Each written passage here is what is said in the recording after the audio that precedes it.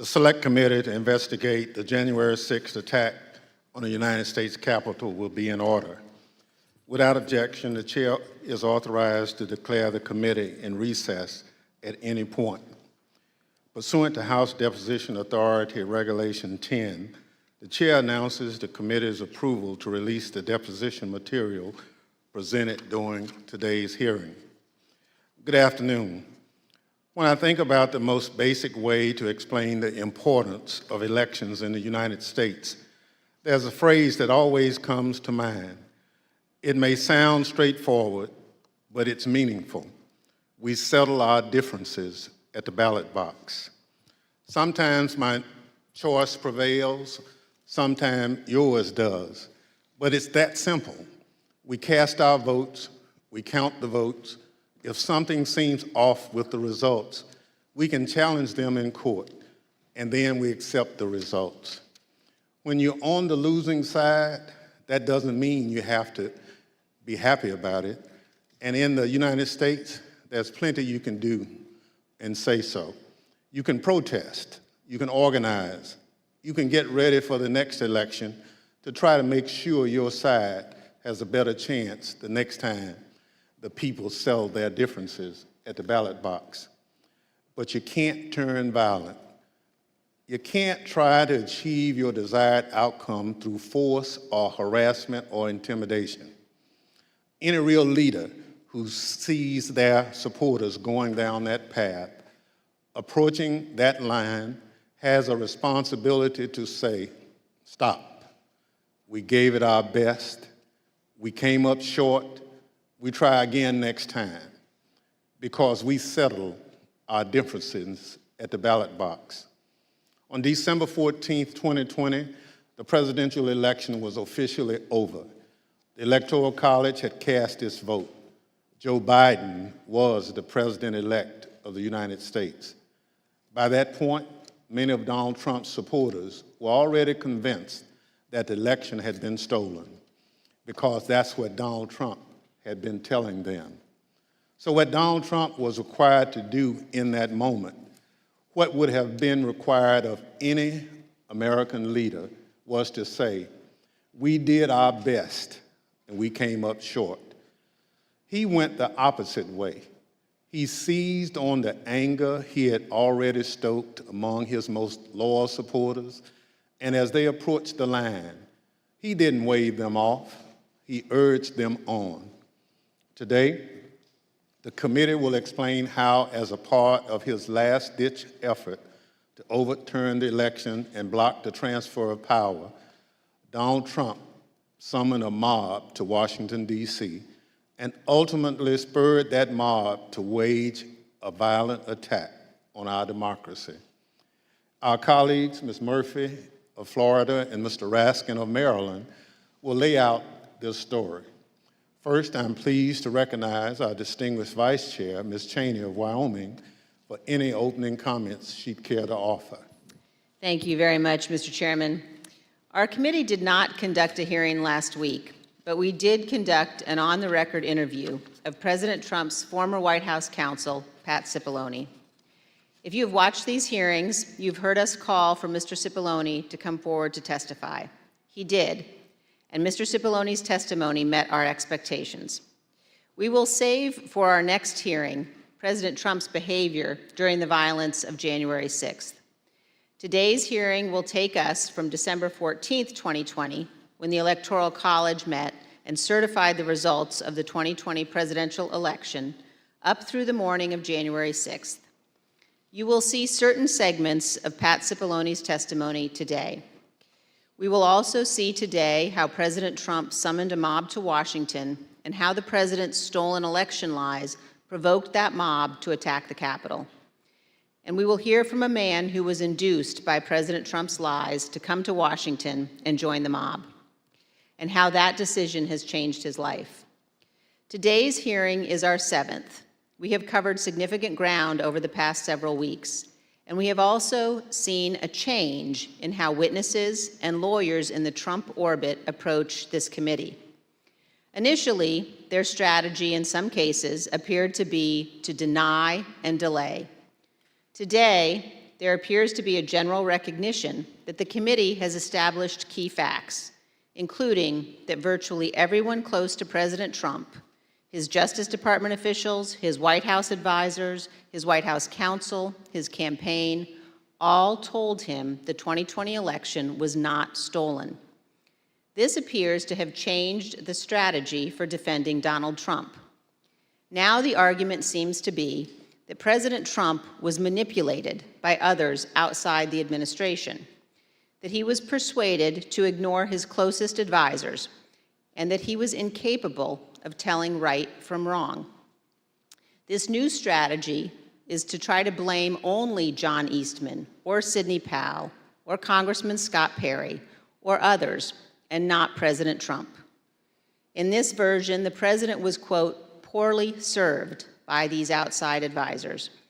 The strategy is to blame people his advisors called, quote, the crazies for what Donald Trump did. This, of course, is nonsense. President Trump is a 76-year-old man. He is not an impressionable child. Just like everyone else in our country, he is responsible for his own actions and his own choices. As our investigation has shown, Donald Trump had access to more detailed and specific information showing that the election was not actually stolen than almost any other American, and he was told this over and over again. No rational or sane man in his position could disregard that information and reach the opposite conclusion. And Donald Trump cannot escape responsibility by being willfully blind. Nor can any argument of any kind excuse President Trump's behavior during the violent attack on January 6th. As you watch our hearing today, I would urge you to keep your eye on two specific points. First, you will see evidence that Trump's legal team, led by Rudy Giuliani, knew that they lacked actual evidence of widespread fraud sufficient to prove that the election was actually stolen.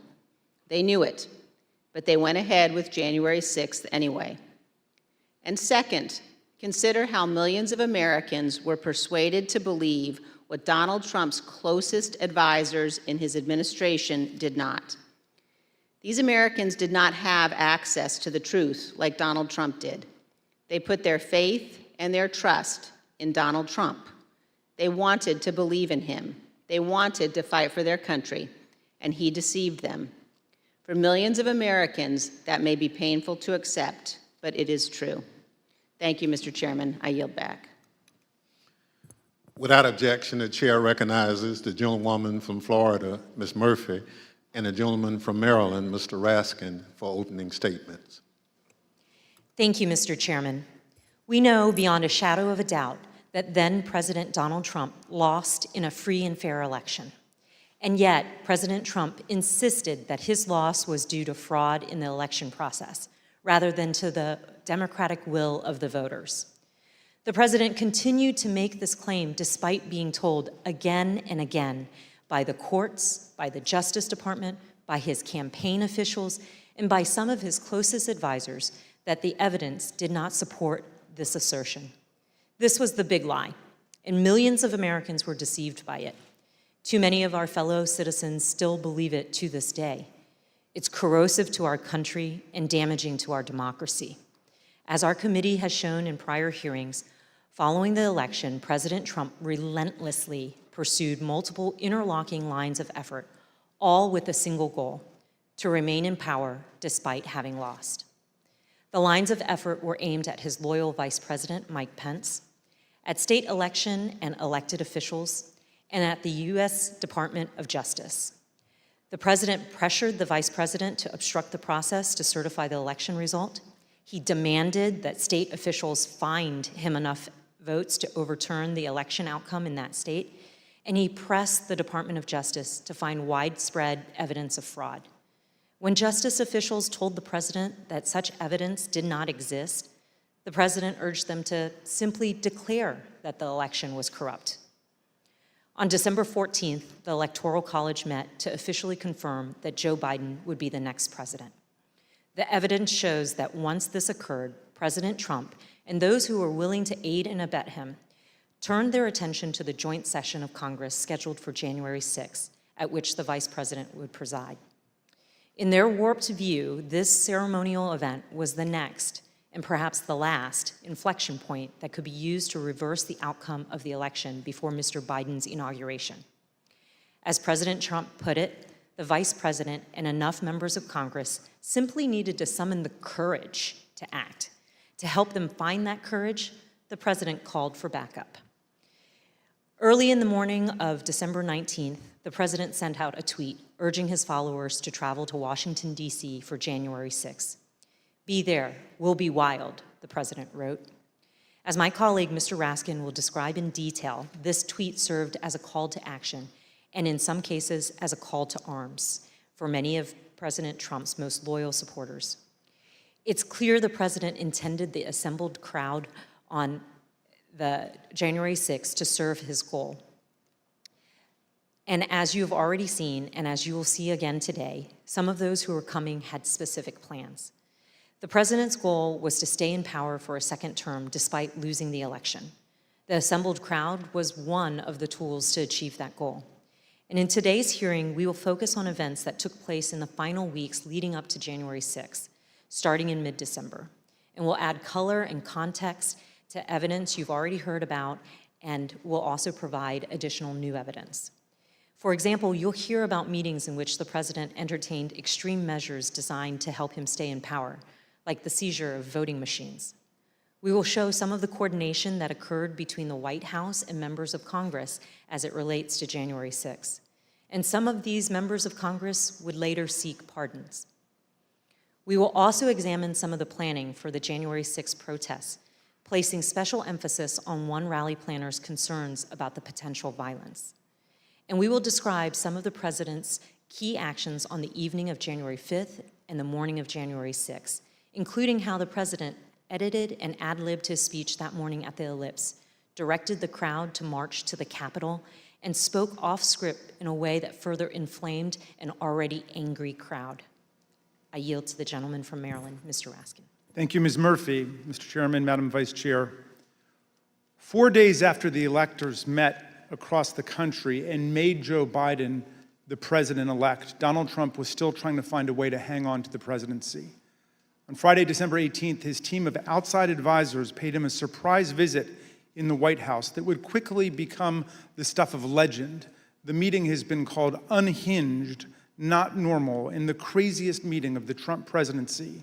The outside lawyers who'd been involved in dozens of failed lawsuits had lots of theories supporting the big lie, but no evidence to support it. As we will see, however, they brought to the White House a draft executive order that they had prepared for President Trump to further his ends.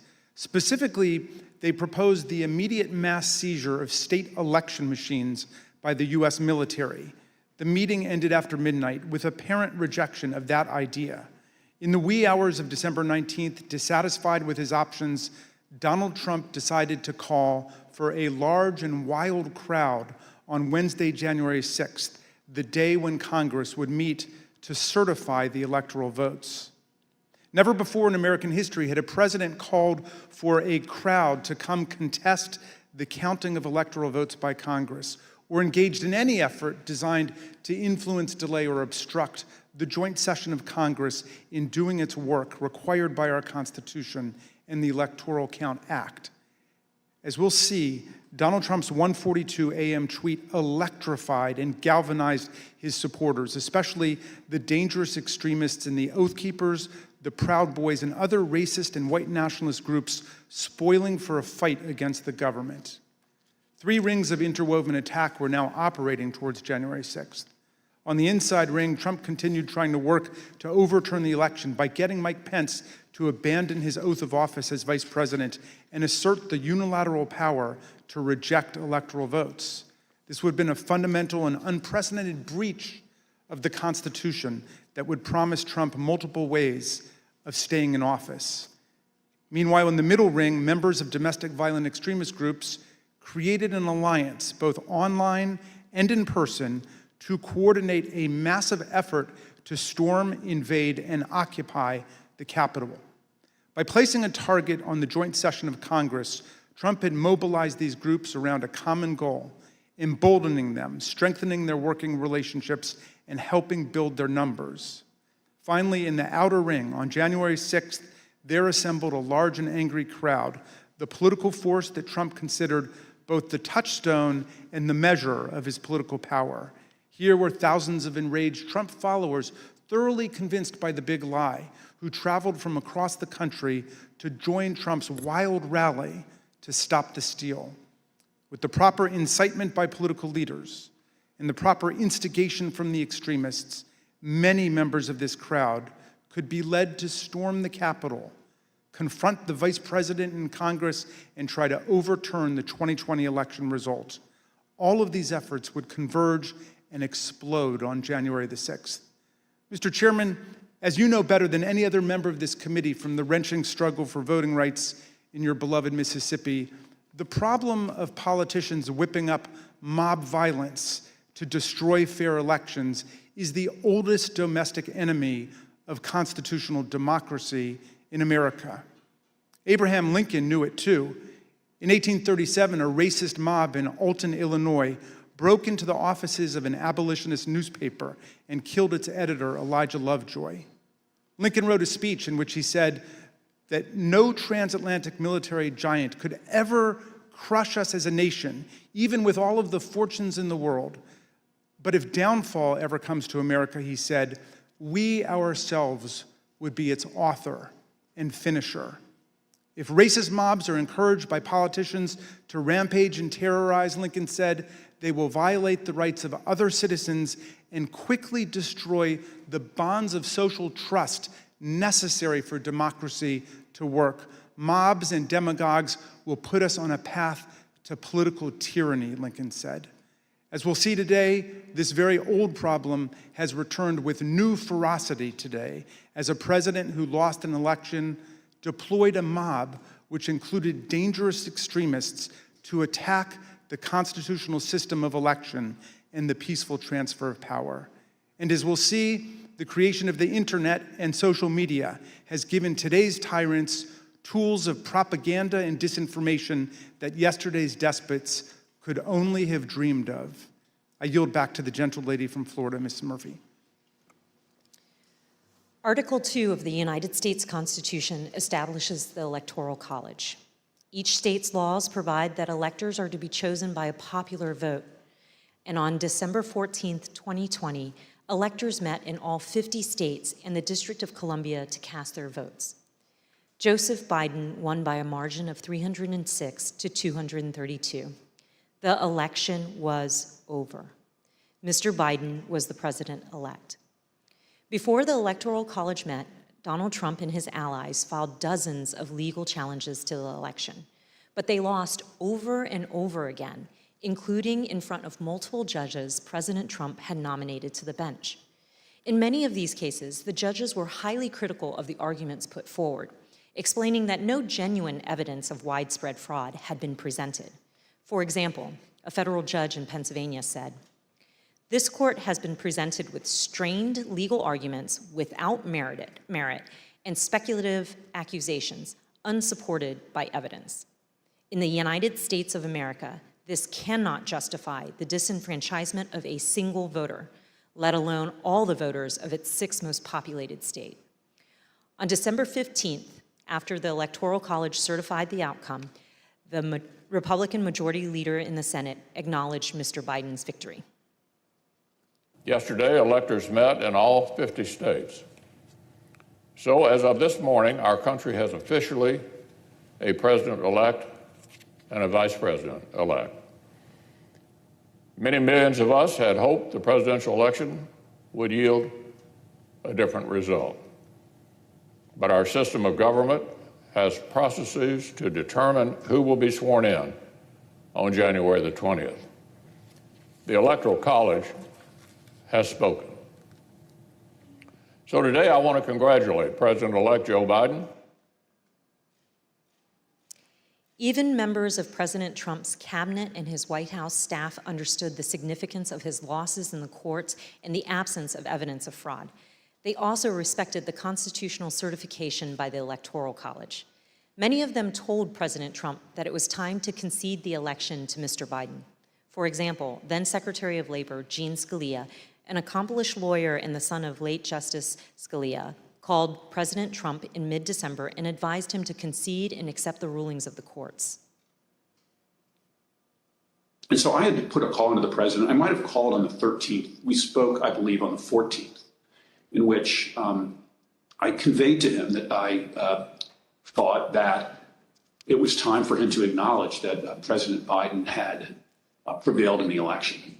But I communicated to the president that when that legal process is exhausted and when the electors have voted, that's the point at which that outcome needs to be expected. I told him that I did believe, yes, that once those legal processes were run, if fraud had not been established, that had affected the outcome of the election, that unfortunately I believed that what had to be done was concede the outcome. As you've seen in prior hearings, President Trump's Justice Department, his White House staff, and his campaign officials were repeatedly telling him that there was no evidence of fraud sufficient to change the outcome of the election. And last week, we conducted an 8-hour interview with President Trump's White House counsel, Pat Cipollone. You'll see a number of excerpts of that interview today and even more in our next hearing. Mr. Cipollone told us that he agreed with the testimony that there was no evidence of fraud sufficient to overturn the election. I want to start by asking if you agree, Mr. Cipollone, with the conclusions of Matt Morgan, of Bill Barr, of all of the individuals who evaluated those claims, that there is no evidence of election fraud sufficient to undermine the outcome in a particular state. Yes, I agree with that. And Mr. Cipollone also specifically testified that he believed that Donald Trump should have conceded the election. Did you believe, Mr. Cipollone, that the president should concede once you made the determination based on the investigations that you credited DOJ did and the campaign did? Did you, in your mind, form a belief that the president should concede the election loss at a certain point after the election? Well, again, I was the White House counsel. Some of those decisions are political. So to the extent that, but if your question is, did I believe he should concede the election at a point in time? Yes, I did. I believe Leader McConnell went onto the floor of the Senate, I believe in mid-December, and basically said, the process is done. That would be in line with my thinking on these things.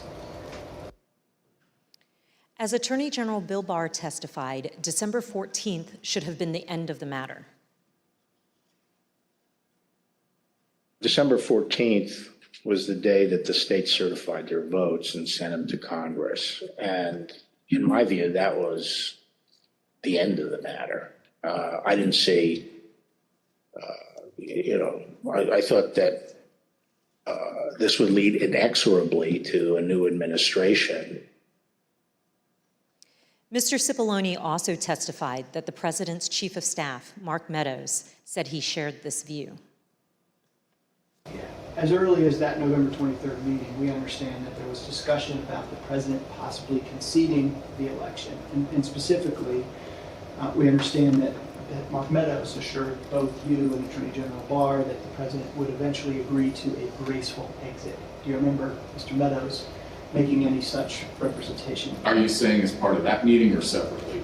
Again, without getting into that meeting, I would say that is a statement and a sentiment that I heard from Mark Meadows. I see. And again, do you know if it was on November 23rd or some point? Again, it was probably, around that time, and it was probably subsequent to that time. It wasn't a one-time statement. Mr. Meadows has refused to testify, and the committee is in litigation with him. But many other White House officials shared the view that once the litigation ended and the Electoral College met, the election was over. And here's President Trump's former press secretary. I wanted to clarify, Ms. McEnany, so back to my previous question, it was your view then, or was it your view, that the efforts to overturn the election should have stopped once the litigation was complete? In my view, upon the conclusion of litigation was when I began to plan for life after the administration. And this is what Ivanka Trump told us. December 14th was the day on which the Electoral College met, when these electors around the country met and cast the electoral votes consistent with the popular vote in each state. And it was obviously a public proceeding or a series of proceedings that President Biden had obtained the requisite number of electors. Was that an important day for you? Did that affect sort of your planning or your realization as to whether or not there was going to be an end of this administration? I think so. I think it was my sentiment probably prior as well. Judd Deere was a White House deputy press secretary. This was his testimony about what he told President Trump. I told him that my personal viewpoint was that the Electoral College had met, which is the system that our country is set under to elect a president and vice president. And I believed at that point that the means for him to pursue litigation was probably closed. And you recall what his response, if any, was? He disagreed. We've also seen this testimony from Attorney General Barr reflecting a view of the White House staff in late November 2020. And then at that point, I left. And as I walked out of the Oval Office, Jared was there with Dan Scavino, who ran the president's social media, and who I thought was a reasonable guy and believe is a reasonable guy. And I said, how long is he going to carry on with this stolen election stuff? Where's this going to go? And by that time, Meadows had caught up with me and leaving the office, and caught up with me and said that he said, look, I think that he's becoming more realistic and knows that there's a limit to how far he can take this. And then Jared said, yeah, we're working on this. We're working on it. Likewise, in this testimony, Cassidy Hutchinson, an aide to Mark Meadows, described her conversations with President Trump's Director of National Intelligence, John Ratcliffe, a former Republican congressman. He had expressed to me that he was concerned that it could spiral out of control and potentially be dangerous, either for our democracy or the way that things were going for the 6th. Of course, underlying all of this is the fundamental principle that the President of the United States cannot simply disregard the rulings of state and federal courts, which are empowered to address specific election-related claims. The President cannot simply pretend that the courts had not ruled. By that time, the President or his associates had lost 60 out of 61 cases that they had brought to challenge different aspects of the election in a number of states. They lost 60 out of 61 of those cases. So by the time we get to January 3rd, that's been clear. I assume, Pat, that you would agree the President is obligated to abide by the rulings of the courts. Of course. And I assume you also would... Everybody is obligated to abide by rules, of course. And I assume you also would agree the President has a particular obligation to take care that the laws be faithfully executed. That is one of the president's obligations, correct. Yet President Trump disregarded these court rulings and the counsel from his closest advisors and continued his efforts to cling to power. In our prior hearings, you have heard considerable testimony about President Trump's attempts to corruptly pressure Vice President Pence to refuse to count electoral votes, to corrupt the Department of Justice, to pressure state officials and state legislatures, and to create and submit a series of fake electoral slates. Now, we will show you what other actions President Trump was taking between December 14th, 2020 and January 6th. I yield to the gentleman from Maryland, Mr. Raskin. Thank you, Ms. Murphy. Throughout our hearings, you've heard how President Trump made baseless claims that voting machines were being manipulated by foreign powers in the 2020 election. You've also heard Trump's Attorney General, Bill Barr, describe such claims as complete nonsense, which he told the president. Let's review that testimony.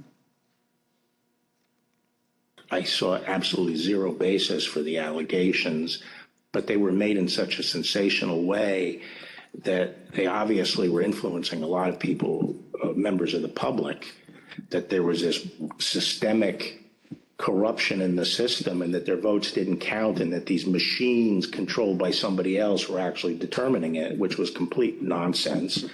And it was being laid out there. And I told them that it was crazy stuff and they were wasting their time on that. And it was doing a grave disservice to the country.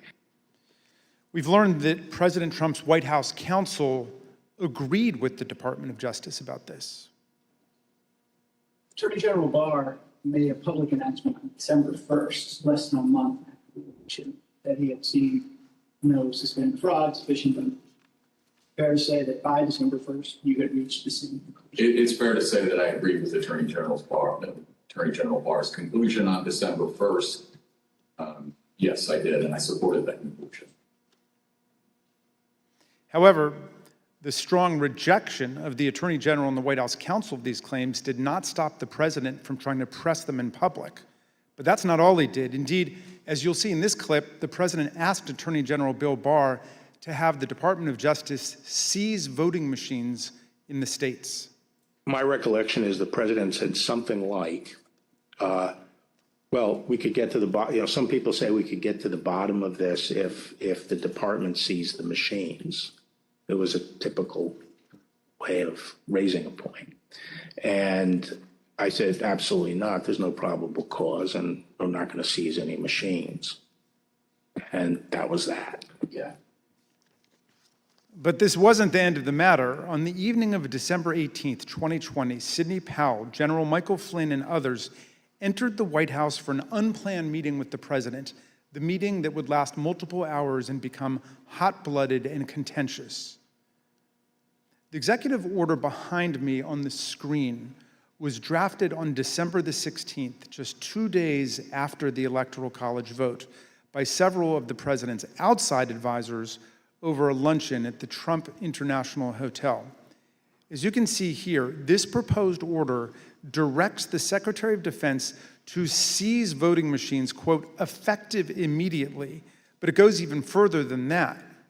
Under the order, President Trump would appoint a special counsel with the power to seize machines and then charge people with crimes with all resources necessary to carry out her duties. The specific plan was to name Sidney Powell as special counsel, the Trump lawyer who had spent the post-election period making outlandish claims about Venezuelan and Chinese interference in the election, among others. Here's what White House counsel Pat Cipollone had to say about Sidney Powell's qualifications to take on such expansive authority. I don't think Sidney Powell would say that I thought it was a good idea to appoint her special counsel. I was vehemently opposed. I didn't think she should be appointed to anything. Sidney Powell told the president that these steps were justified because of her evidence of foreign interference in the 2020 election. However, as we've seen, Trump's allies had no such evidence and, of course, no legal authority for the federal government to seize state voting machines. Here's Mr. Cipollone again denouncing Sidney Powell's terrible idea. There was a real question in my mind and a real concern, particularly after the Attorney General had reached a conclusion that there wasn't sufficient election fraud to change the outcome of the election. When other people kept suggesting that there was, the answer is, what is it? And at some point, you have to put up or shut up. That was my view. Why was this, on a broader scale, a bad idea for the country? To have the federal government seize voting machines, that's a terrible idea for the country. That's not how we do things in the United States. There's no legal authority to do that. And there is a way to contest elections, that happens all the time.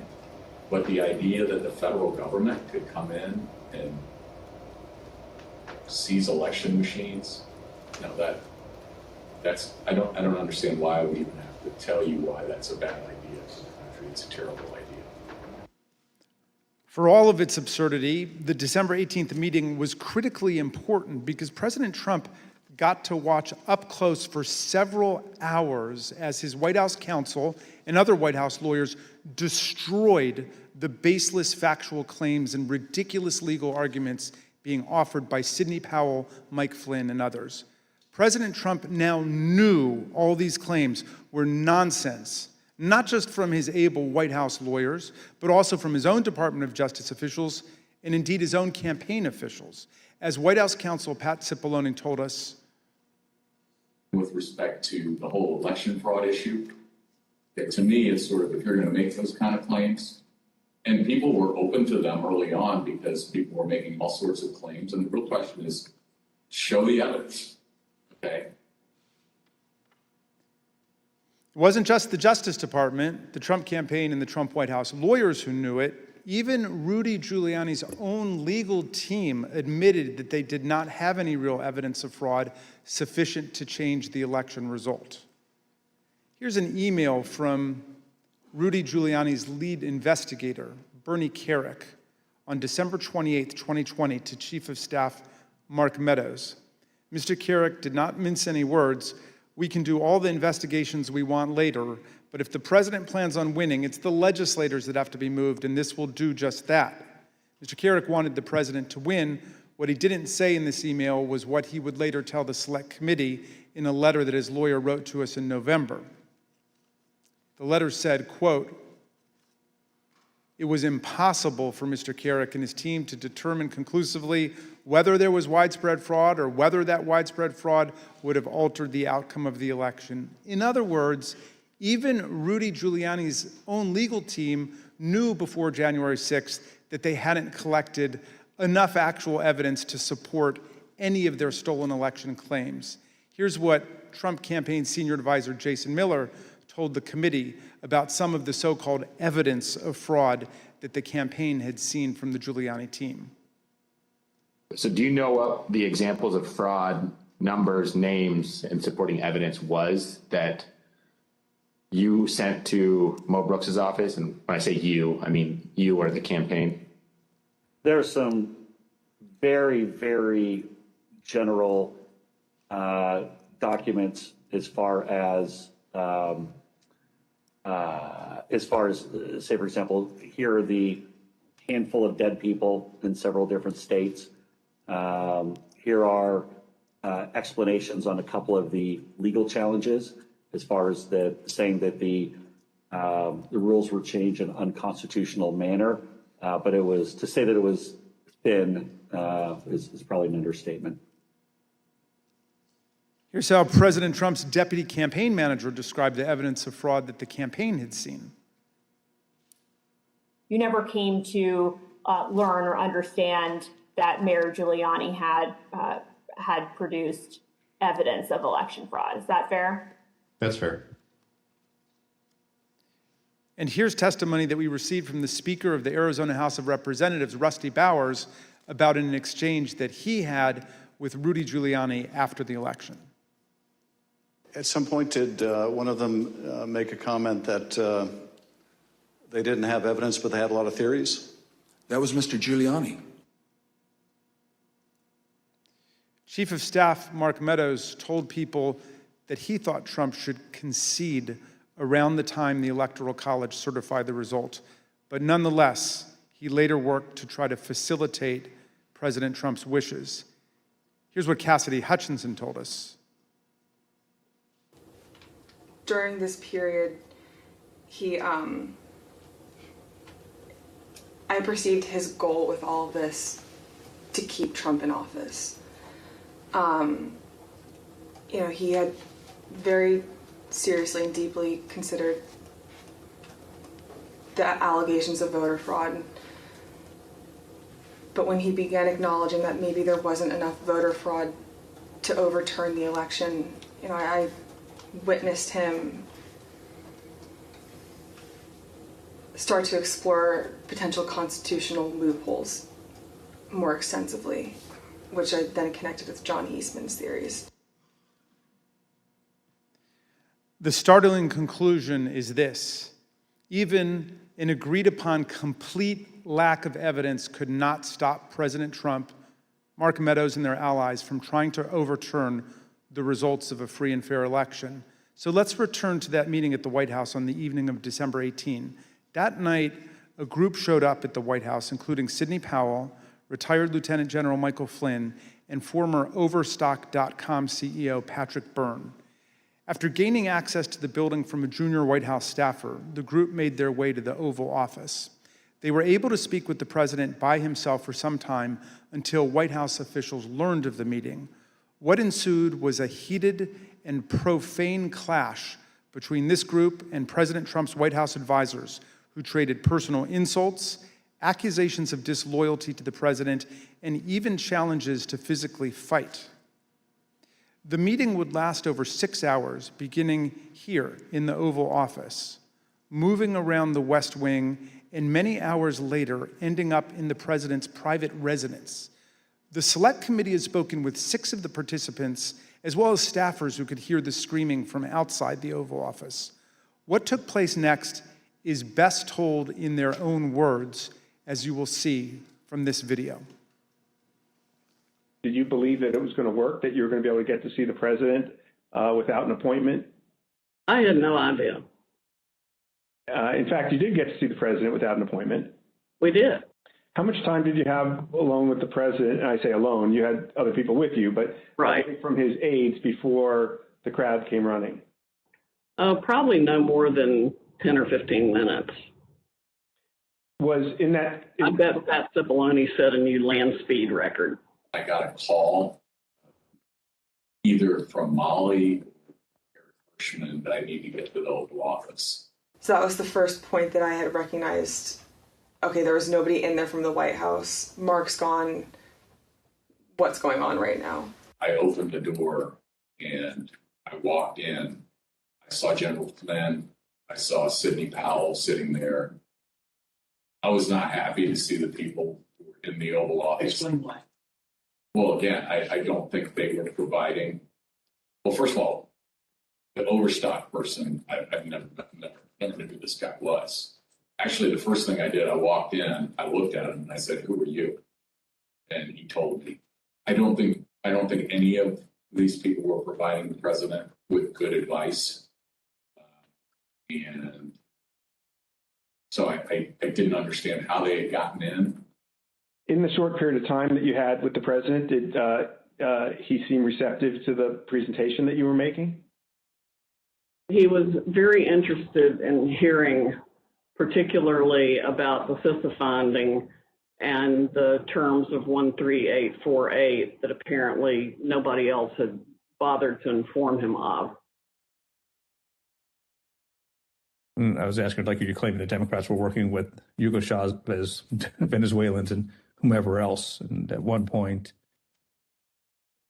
General Flynn took out a diagram that supposedly showed IP addresses all over the world, and who was communicating with whom via the machines, and some comment about like Nest thermostats being hooked up to the internet.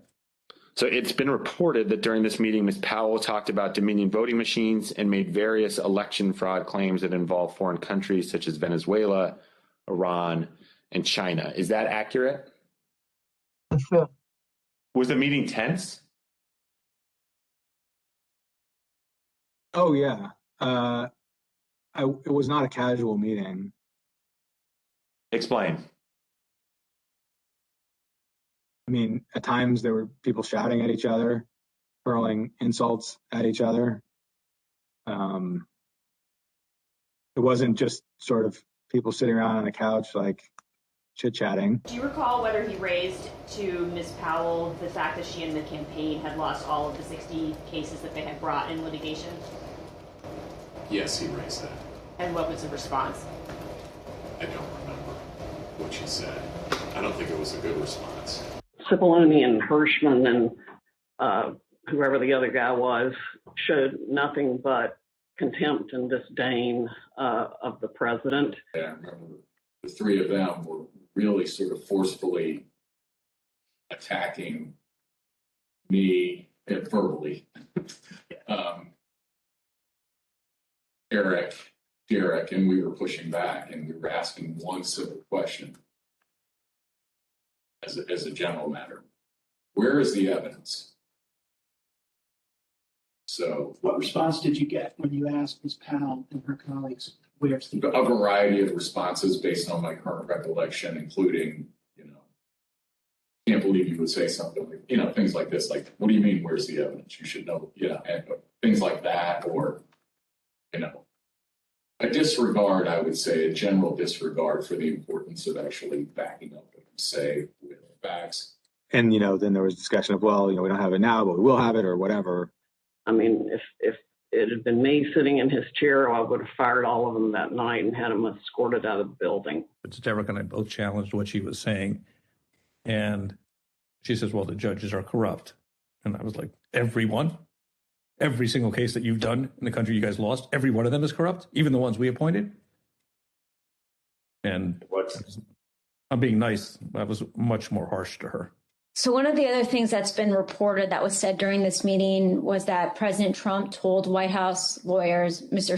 Hirschman and Mr. Cipollone, that they weren't offering him any solutions, but Ms. Powell and others were. So why not try what Ms. Powell and others were proposing? Do you remember anything along those lines being said by President Trump? I do. That sounds right. I think that it got to the point where the screaming was completely out there. I mean, you got people walk in, it was late at night, it had been a long day, and what they were proposing, I thought was nuts. I'm gonna categorically describe it as, you guys are not tough enough. Or maybe I put it another way, you're a bunch of pussies. Excuse the expression, but I'm almost certain the word was used. Flynn screamed at me that I was a quitter and everything, kept on standing up and turning around and screaming at me. And then at a certain point I had it with him. So I yelled back. I had to come over, or sit your effing ass back down. The president and the White House team went upstairs to the residence, but to the public part of the residence, the big parlor where you can have meetings in the conference room. Oval? They call it the yellow oval? Yes, exactly, the yellow oval office. I always called it the upper. And I'm not exactly sure where the Sydney group went. I think maybe the Roosevelt room. And I stayed in the cabinet room, which is kind of cool. I really like that. All by myself. At the end of the day, we landed where we started the meeting, at least from a structural standpoint, which was Sidney Powell was fighting, Mike Flynn was fighting. They were looking for avenues that would result in President Trump remaining President Trump for a second term. The meeting finally ended after midnight. Here are text messages sent by Cassidy Hutchinson during and after the meeting. As you can see, Ms. Hutchinson reported that the meeting in the West Wing was unhinged. The meeting finally broke up after midnight during the early morning of December 19. Cassidy Hutchinson captured the moment of Mark Meadows escorting Rudy Giuliani off the White House grounds to, quote, make sure he didn't wander back into the mansion. Certain accounts of this meeting indicate that President Trump actually granted Ms. Powell's security clearance and appointed her to a somewhat ill-defined position of special counsel. he asked Pat Cipollone if he had the authority to name me special counsel, and he said yes. And then he asked him if he had the authority to give me whatever security clearance I needed, and Pat Cipollone said yes.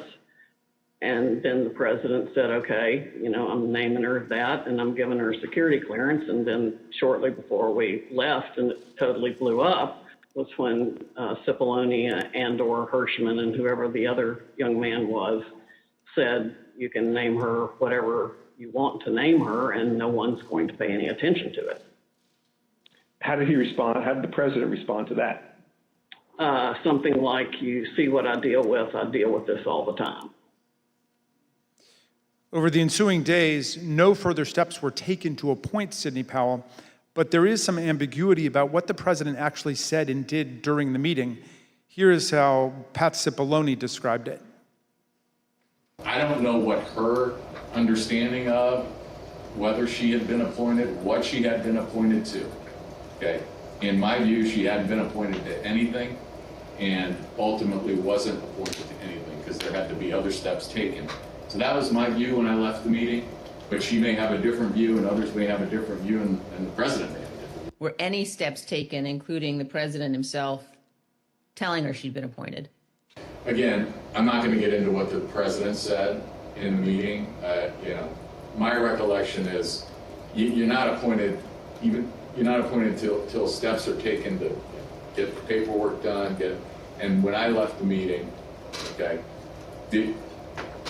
I guess what I'm trying to say is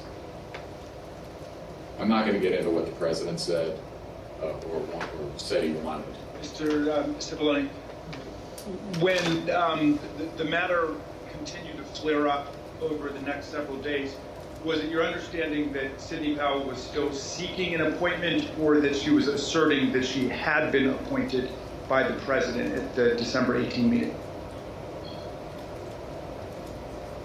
Now that you mentioned it, probably both. In terms of I think she may have been of the view that she had been appointed and was seeking to, get that done, and that she should be appointed.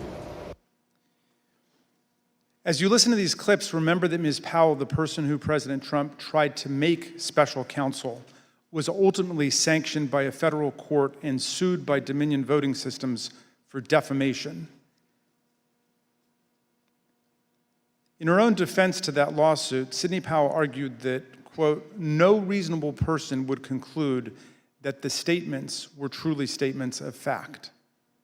Not long after Sidney Powell, General Flynn, and Rudy Giuliani left the White House in the early hours of the morning, President Trump turned away from both his outside advisors' most outlandish and unworkable schemes and his White House counsel's advice to swallow hard and accept the reality of his loss. Instead, Donald Trump issued a tweet that would galvanize his followers, unleash a political firestorm, and change the course of our history as a country. Trump's purpose was to mobilize a crowd. And how do you mobilize a crowd in 2020? With millions of followers on Twitter, President Trump knew exactly how to do it. At 1:42 a.m. on December 19, 2020, shortly after the last participants left the unhinged meeting, Trump sent out the tweet with his explosive invitation. Trump repeated his big lie and claimed it was, quote, statistically impossible to have lost the 2020 election, before calling for a big protest in D.C. on January 6th. Be there, will be wild.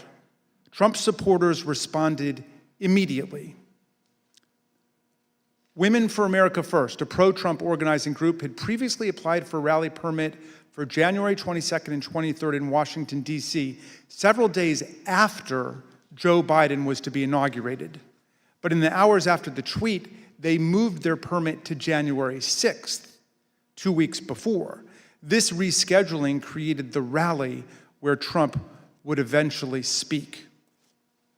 The next day, Ali Alexander, leader of the Stop the Steal organization and a key mobilizer of Trump supporters, registered wildprotest.com, named after Trump's tweet, WildProtest.com provided comprehensive information about numerous newly organized protest events in Washington. It included event times, places, speakers, and details on transportation to Washington, D.C. Meanwhile, other key Trump supporters, including far-right media personalities, began promoting the wild protest on January 6th. It's Saturday, December 19th. The year is 2020.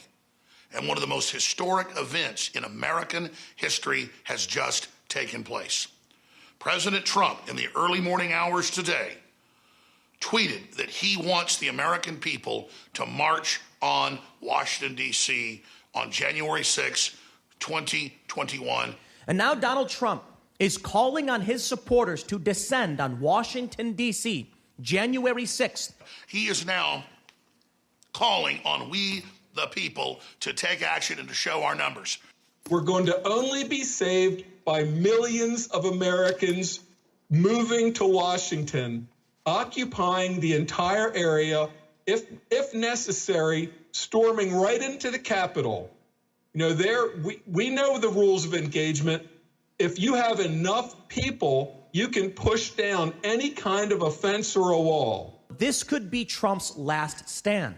And it's a time when he has specifically called on his supporters to arrive in D.C. That's something that may actually be the big push Trump supporters need to say, this is it. It's now or never. You better understand something, son. You better understand something. Red wave, bitch.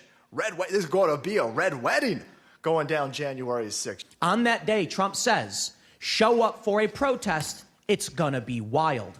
And based on what we've already seen from the previous events, I think Trump is absolutely correct. Motherfucker, you better look outside. You better look out January 6th. Kick that fucking door open. Look down the street.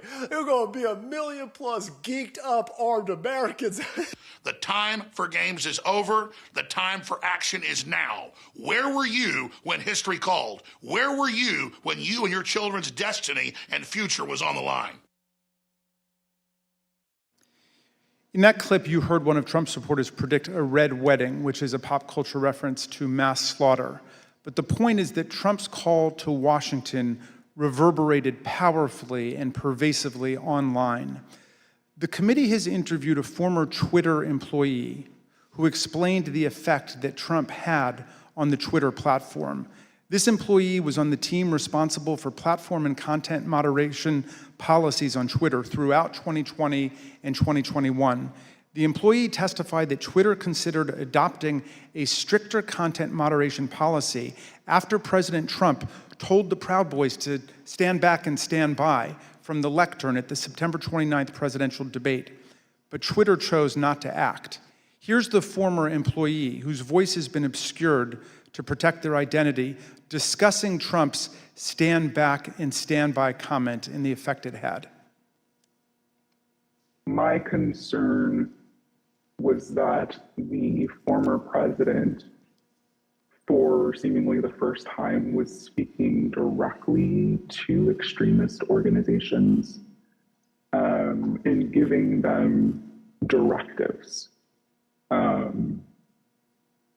We had not seen that sort of direct communication before. And that concerned me. So just to clarify further, you were worried, and others on Twitter were worried, that the president might use your platform to speak directly to folks who might be incited to violence? Yes. I believe that Twitter relished in the knowledge that they were also the favorite and most used service of the former president, and enjoyed having that sort of power within the social media ecosystem. If President Trump or anyone else, would it have taken until January 8th, 2021 for him to be suspended? Absolutely not. If the former President Donald Trump were any other user on Twitter, he would have been permanently suspended a very long time ago. Despite these grave concerns, Trump remained on the platform completely unchecked. Then came the December 19 tweet and everything it inspired. Indeed, it felt as if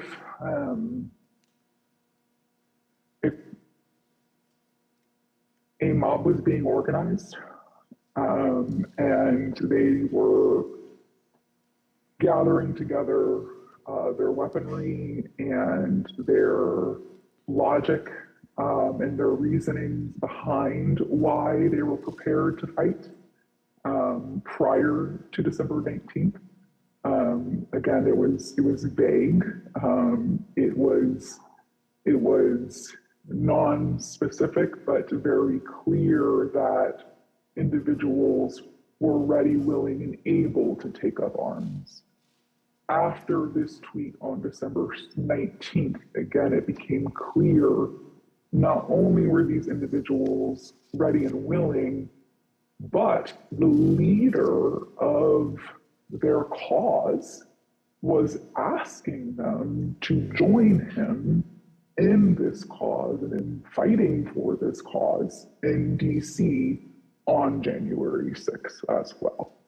I will also say what shocked me was the responses to these tweets, right? So these were a lot of the locked and loaded, stand back, stand by, those tweets were in response to Donald Trump saying things like this, right? So there would be a response that said, big protests in DC on January 6th, be there, be wild, and someone would respond and say, I'm locked and loaded and ready for Civil War Part 2, right? I very much believe that Donald Trump posting this tweet on December 19th was essentially staking a flag in DC on January 6th for his supporters to come and rally. And you were concerned about the potential for this gathering becoming violent? Absolutely. Indeed, many of Trump's followers took to social media to declare that they were ready to answer Trump's call. One user asked, is the 6th D-Day? Is that why Trump wants everyone there? Another asserted, Trump just told us all to come armed. Fucking A, this is happening. A third took it even further. It will be wild means we need volunteers for the firing squad. Jim Watkins, the owner of 8kun, the fringe online forum that was birthplace of the QAnon extremist movement, confirmed the importance of Trump's tweet. Why did you first decide to go to DC for January 6th? When the President of the United States announced that he was going to have a rally, then I bought ticket and went. Watkins was at the Capitol on January 6th. Some who have since been indicted for their involvement in the attack on the Capitol also responded. One of them posted on the 19th, quote, calling all patriots, be in Washington, D.C., January the 6th. This wasn't organized by any group. DJT has invited us, and it's going to be wild. Some of the online rhetoric turned openly homicidal and white nationalist, such as, why don't we just kill them, every last Democrat, down to the last man, woman, and child? And it's time for the day of the rope. White revolution is the only solution. Others realized that police would be standing in the way of their effort to overturn the election. So one wrote, I'm ready to die for my beliefs. Are you ready to die, police? Another wrote on the Donald.win, cops don't have standing if they're laying on the ground in a pool of their own blood. The Donald.win was an openly racist and anti-Semitic forum. The Select Committee deposed that site's founder, Jody Williams. He confirmed how the president's tweet created a laser-like focus on the date of January the 6th. People have been talking about going to D.C. as soon as the election was over. And do you recall whether or not the conversation around those dates centered on the 6th after the president's tweet? Oh, sure. Yeah. I mean, after it was announced that, he was going to be there on the 6th to talk, yes. Then anything else was kind of shut out, and it was just going to be on the 6th. Okay. And that was pretty clearly reflected in the content on the site? Yeah, sure. On that site, many shared plans and violent threats. Bring handcuffs and wait near the tunnels, wrote one user. A commenter replied, suggesting zip ties instead. One post encouraged others to come with body armor, knuckles, shields, bats, pepper spray, whatever it takes. All of those were used on the 6th. The post concluded, join your local Proud Boys chapter as well. The Donald.win featured discussions of the tunnels beneath the Capitol complex, suggestions for targeting members of Congress, and encouragement to attend this once-in-a-lifetime event. While Trump supporters grew more aggressive online, he continued to rile up his base on Twitter. He said there was overwhelming evidence that the election was the biggest scam in our nation's history. As you can see, the president continued to boost the event, tweeting about it more than a dozen times in the lead up to January the 6th. Mr. Chairman, I reserve. The chair requests that those in the hearing room remain seated until the Capitol Police have escorted members from the room. Pursuant to the order of the committee of today, the chair declares the committee in recess for a period of approximately 10 minutes.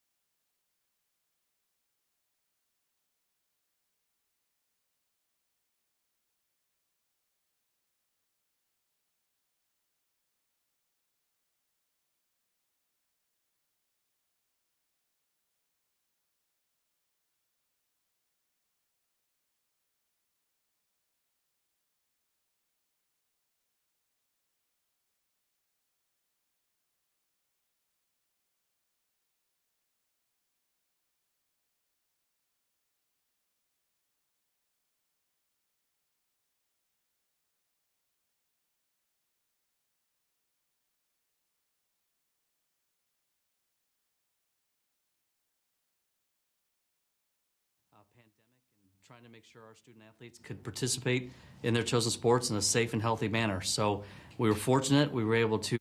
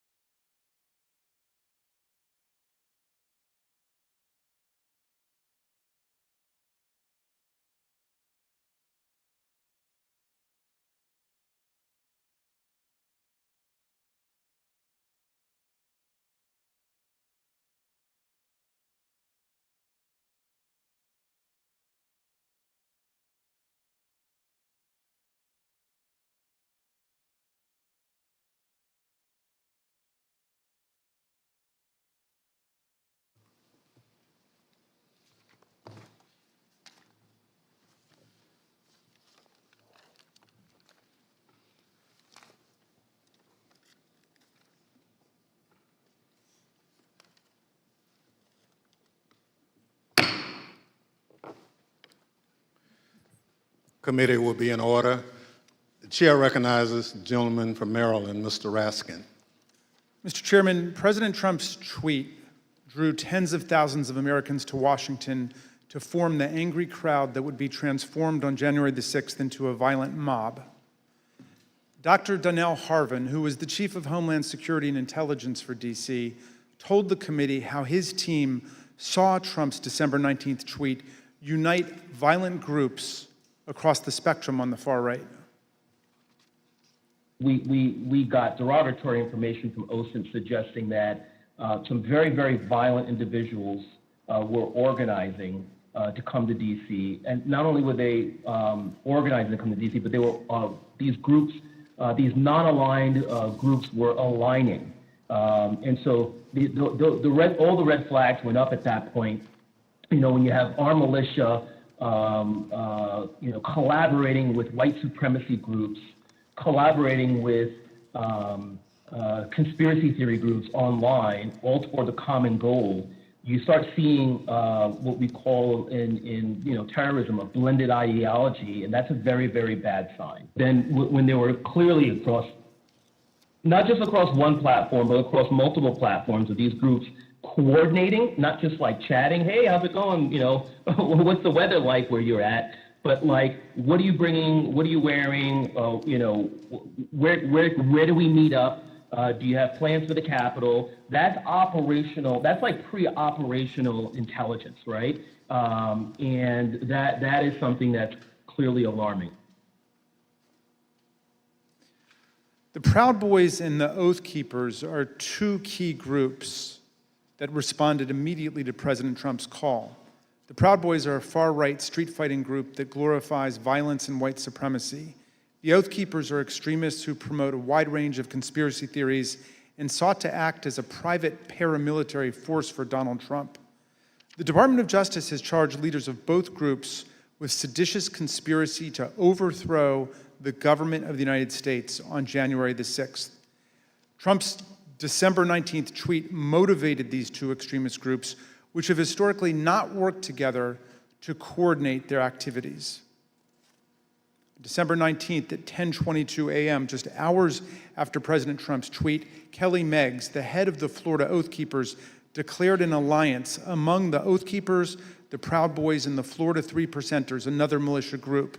He wrote, "We have decided to work together and shut this shit down." Phone records obtained by the Select Committee show that later that afternoon, Mr. Meggs called Proud Boys leader Enrique Tarrio, and they spoke for several minutes. The very next day, the Proud Boys got to work.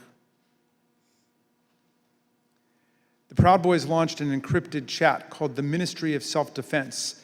The committee obtained hundreds of these messages, which show strategic and tactical planning about January the 6th, including maps of Washington, D.C. that pinpoint the location of police. In the weeks leading up to the attack, leaders in both the Proud Boys and the Oath Keepers worked with Trump allies.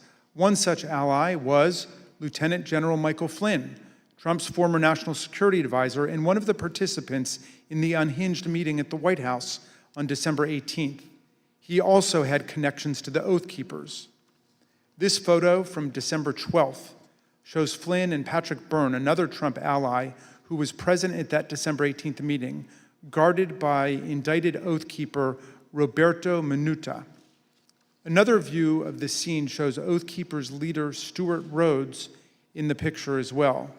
Another central figure with ties to this network of extremist groups was Roger Stone, a political consultant and longtime confidant of President Trump.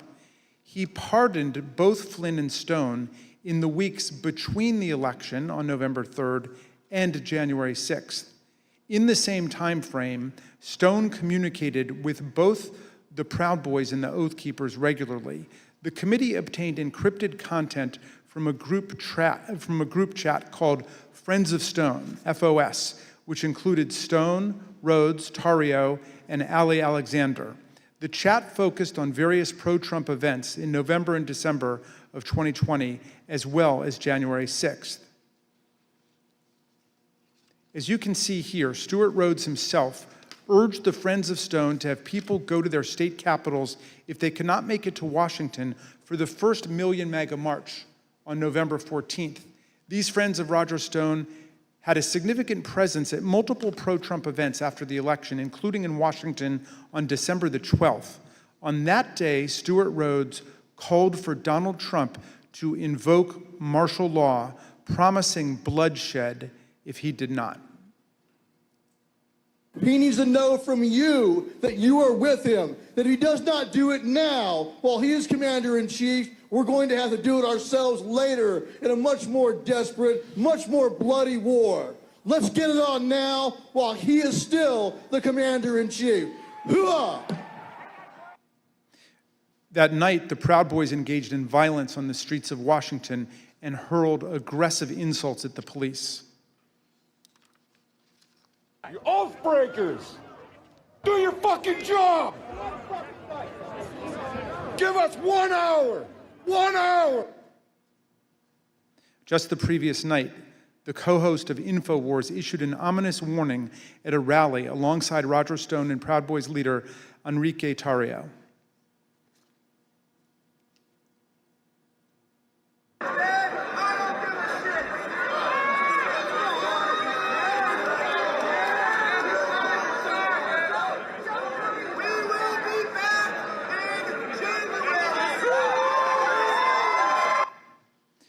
Encrypted chats obtained by the Select Committee show that Kelly Meggs, the indicted leader of the Florida Oath Keepers, spoke directly with Roger Stone about security on January 5th and 6th. In fact, on January 6th, Stone was guarded by 2 Oath Keepers who have since been criminally indicted for seditious conspiracy. One of them later pleaded guilty, and according to the Department of Justice, admitted that the Oath Keepers were ready to use, quote, lethal force if necessary against anyone who tried to remove President Trump from the White House, including the National Guard. As we've seen, the Proud Boys were also part of the Friends of Stone network. Stone's ties to the Proud Boys go back many years. He's even taken their so-called fraternity creed, required for the first level of initiation to the group.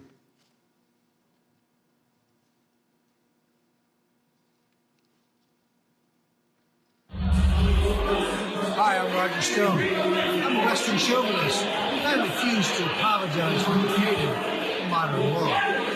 Thank you, Roger. Kelly Sorrell, a lawyer who assists the Oath Keepers and a volunteer lawyer for the Trump campaign, explained to the committee how Roger Stone and other figures brought extremists of different stripes and views together. You mentioned that Mr. Stone wanted to start the Stop the Steal series of rallies. Who did you consider the leader of these rallies? It sounds like, from what you just said, it was Mr. Stone, Mr. Jones, and Mr. Ali Alexander. Is that correct? Those are the ones that became like the center point for everything. We'll learn more from Ms. Murphy about these individuals and their involvement in the days leading up to the violent attack on January 6th. We'll also hear how they were allowed to speak at a rally for President Trump the night before January 6th, even though organizers had expressed serious concerns about their violent and extremist rhetoric directly to Mark Meadows. And you'll hear testimony from White House aides who were with the president as he watched the crowd from the Oval Office and will testify about how excited he was for the following day. Let me note now that our investigation continues on these critical issues. We have only shown a small fraction of what we have found. I look forward to the public release of more of our findings later, Mr. Chairman, and I now yield back. Gentleman yields back. Chair recognizes the gentlewoman from Florida, Ms. Murphy. During our most recent hearing, the committee showed some evidence of what President Trump, Chief of Staff Mark Meadows, and other White House officials knew about the potential for violence on January 6th. And despite this information, they made no effort to cancel the rally, halt the march to the Capitol, or even to lower the temperature among President Trump's supporters. Katrina Pearson, one of the organizers of January 6th rally and a former campaign spokeswoman for President Trump, grew increasingly apprehensive after learning that multiple activists had been proposed as speakers for the January 6th rally. These included some of the people we discussed earlier in this hearing: Roger Stone, a longtime outside advisor to President Trump. Alex Jones, the founder of the conspiracy theory website InfoWars, and Ali Alexander, an activist known for his violent political rhetoric. On December 30th, Ms. Pearson exchanged text messages with another key rally organizer about why people like Mr. Alexander and Mr. Jones were being suggested as speakers at the president's rally on January 6th. Ms. Pearson's explanation was POTUS, and she remarked that the president likes the crazies. The committee asked Ms. Pearson about these messages, and this is what she said. So when you said that he likes the crazies, were you talking about President Trump? Yes, I was talking about President Trump. He loved people who viciously defended him in public. But consistent in terms of the support for these people, at least with what the president likes, from what you could tell. Yes, the people that would be very, very vicious in publicly defending him. On January 2nd, Ms. Pearson's concerns about the potential rally speakers had grown serious enough that she reached out to Mr. Meadows directly. She wrote, "Good afternoon. Would you mind giving me a call regarding this January 6th event? Things have gotten crazy and I desperately need some direction, please." According to phone records obtained by the committee, Ms. Pearson received a phone call from Mr. Meadows 8 minutes later. Here is what Ms. Pearson said about that conversation.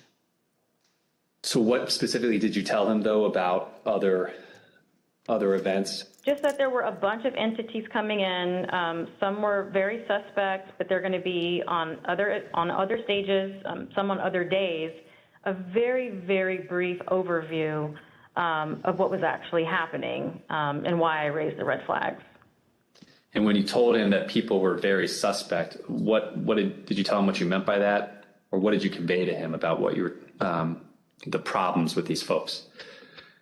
I think I even texted him some of my concerns, but I did briefly go over some of the concerns that I had raised to everybody with Alex Jones or Ali Alexander and some of the rhetoric that they were doing. I probably mentioned to him that they had already caused trouble at other capitals or at the previous event, the previous march that they did for protesting, and I just had a concern about it. Ms. Pearson was especially concerned about Ali Alexander and Alex Jones because in November 2020, both men and some of their supporters had entered the Georgia state capitol to protest the results of the 2020 election. Ms. Pearson believed that she mentioned this to Mark Meadows on this January 2nd call. Notably, January 2nd is the same day on which, according to Cassidy Hutchinson, Mr. Meadows warned her of that things might get real bad on January 6th. After her January 2nd call with Mr. Meadows, Katrina Pearson sent an email to fellow rally organizers. She wrote, "POTUS expectations are to have something intimate at the Ellipse and call on everyone to march to the Capitol." President's own documents suggest that the president had decided to call on his supporters to go to the Capitol on January 6th, but that he chose not to widely announce it until his speech on the Ellipse that morning.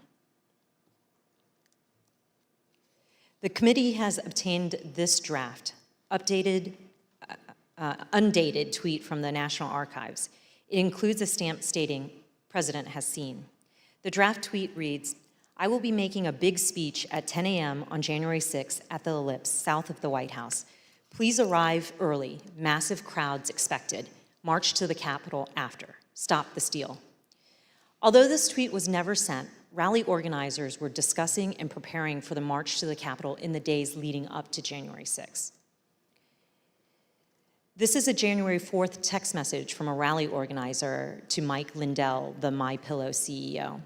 The organizer says, "This stays between us. We're having a second stage at the Supreme Court again after the Ellipse. POTUS is going to have us march there / the Capitol. It cannot get out about the second stage because people will try and set up another and sabotage it. It can also not get out about the march because I will be in trouble with the National Park Service and all the agencies. But POTUS is going to just call for it, quote, unexpectedly." The end of the message indicates that the president's plan to have his followers march to the Capitol was not being broadly discussed. And then on the morning of January 5th, Ali Alexander, whose firebrand style concerned Katrina Pearson, sent a similar text to a conservative journalist. Mr. Alexander said, "Tomorrow, ellipse then U.S. Capitol. Trump is supposed to order us to the Capitol at the end of his speech, but we will see." President Trump did follow through on his plan, using his January 6th speech to tell his supporters to march to the Capitol on January 6th. The evidence confirms that this was not a spontaneous call to action, but rather was a deliberate strategy decided upon in advance by the president. Another part of the president's strategy involves certain members of Congress who amplified his unsupported assertions that the election had been stolen. In the weeks after the election, the White House coordinated closely with President Trump's allies in Congress to disseminate his false claims and to encourage members of the public to fight the outcome on January 6th. We know that the president met with various members to discuss January 6th well before the joint session. The president's private schedule for December 21st, 2020 shows a private meeting with Republican members of Congress. We know that Vice President Pence, Chief of Staff Mark Meadows, and Rudy Giuliani also attended that meeting. We obtained an email that was sent from Congressman Mo Brooks of Alabama to Mark Meadows setting up that meeting. The subject line is White House meeting December 21st regarding January 6th. In his email, Congressman Brooks explained that he had not asked anyone to join him in the, quote, January 6th effort, because in his view, quote, only citizens can exert the necessary influence on senators and congressmen to join this fight against massive voter fraud and election theft. At this point, you may also recall testimony given in our earlier hearing by Acting Attorney General Richard Donahue, who said that the president asked the Department of Justice to, quote, just say that the election was corrupt and leave the rest to me and the Republican congressmen. According to White House visitor logs obtained by the committee, members of Congress present at the White House on December 21st included Congressman Brian Babin, Andy Biggs, Matt Gaetz, Louis Gohmert, Paul Gosar, Andy Harris, Jody Heiss, Jim Jordan, and Scott Perry. Then Congresswoman-elect Marjorie Taylor Greene was also there. We heard testimony in an early hearing that a pardon was ultimately requested by Congressman Mo Brooks and other members of Congress who attended this meeting. We've asked witnesses what happened during the December 21st meeting, and we've learned that part of the discussion centered on the role of the vice president during the counting of the electoral votes. These members of Congress were discussing what would later be known as the Eastman theory, which was being pushed by attorney John Eastman. In one of our earlier hearings, you heard in great detail that President Trump was trying to convince Vice President Pence to do something illegal. His White House counsel confirmed all of that in testimony last week. Your view, Mr. Cipollone, upon those discussions with Mr. Philbin, with Greg Jacob, what was your assessment as to what the Vice President could or could not do at the joint session? What was my assessment about what he could or couldn't do? Yes, your view of the issue. My view is that the vice president didn't have the legal authority to do anything except what he did. They've both told us, Mr. Philbin and Mr. Jacob, that they looked very closely at the Eastman memos, the Eastman theory, and thought that it had no basis, that it was not a strategy that the president should pursue. It sounds like that's consistent with your impression as well. My impression would have been informed certainly by them. Campaign senior advisor Jason Miller told us that Mr. Cipollone thought John Eastman's theories were nutty, something Mr. Cipollone wouldn't refute. We've received testimony from various people about this. One was Jason Miller, who was a campaign, said that what was communicated to me was that Pat Cipollone thought the idea was nutty, and at one point confronted Eastman basically with the same sentiment. I don't have any reason to contradict what he said. On January 4th, John Eastman went to the White House to meet with the president and vice president. Mr. Cipollone tried to participate in this meeting, but he was apparently turned away. You didn't go to the meeting in the Oval Office where Eastman met with the president and with the vice president. Do you remember why you didn't personally attend? I did walk to that meeting, and I did go into the Oval Office with the idea of attending that meeting, and then I ultimately did not attend that meeting. Why not? The reasons for that are privilege. Okay. Were you asked to not attend the meeting, or did you make a personal decision not to attend the meeting? Again, without getting into privilege.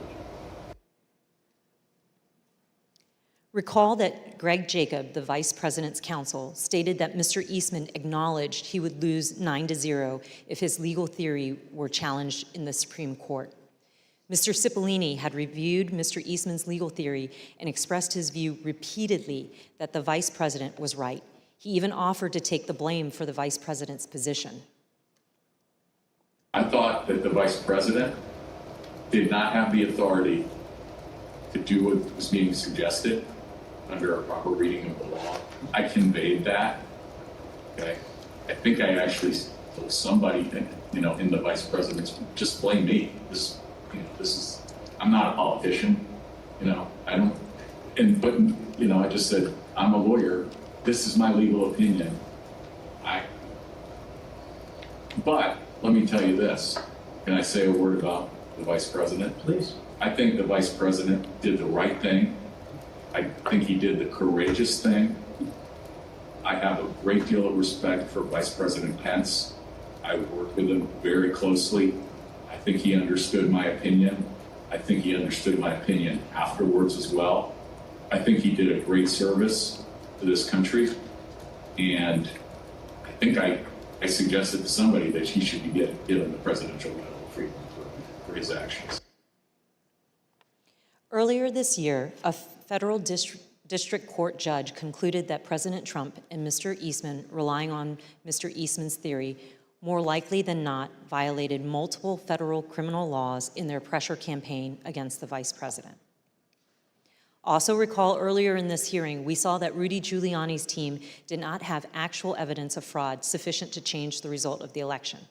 That's important because as January 6th approached, the Republican members of the House and Senate were looking for reason to object to the electors, and no real evidence was ever given to them.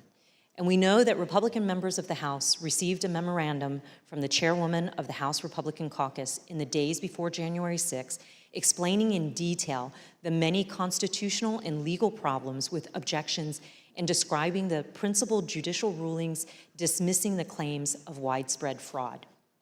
But their plan to object to the certification of the election on January 6th went forward anyway.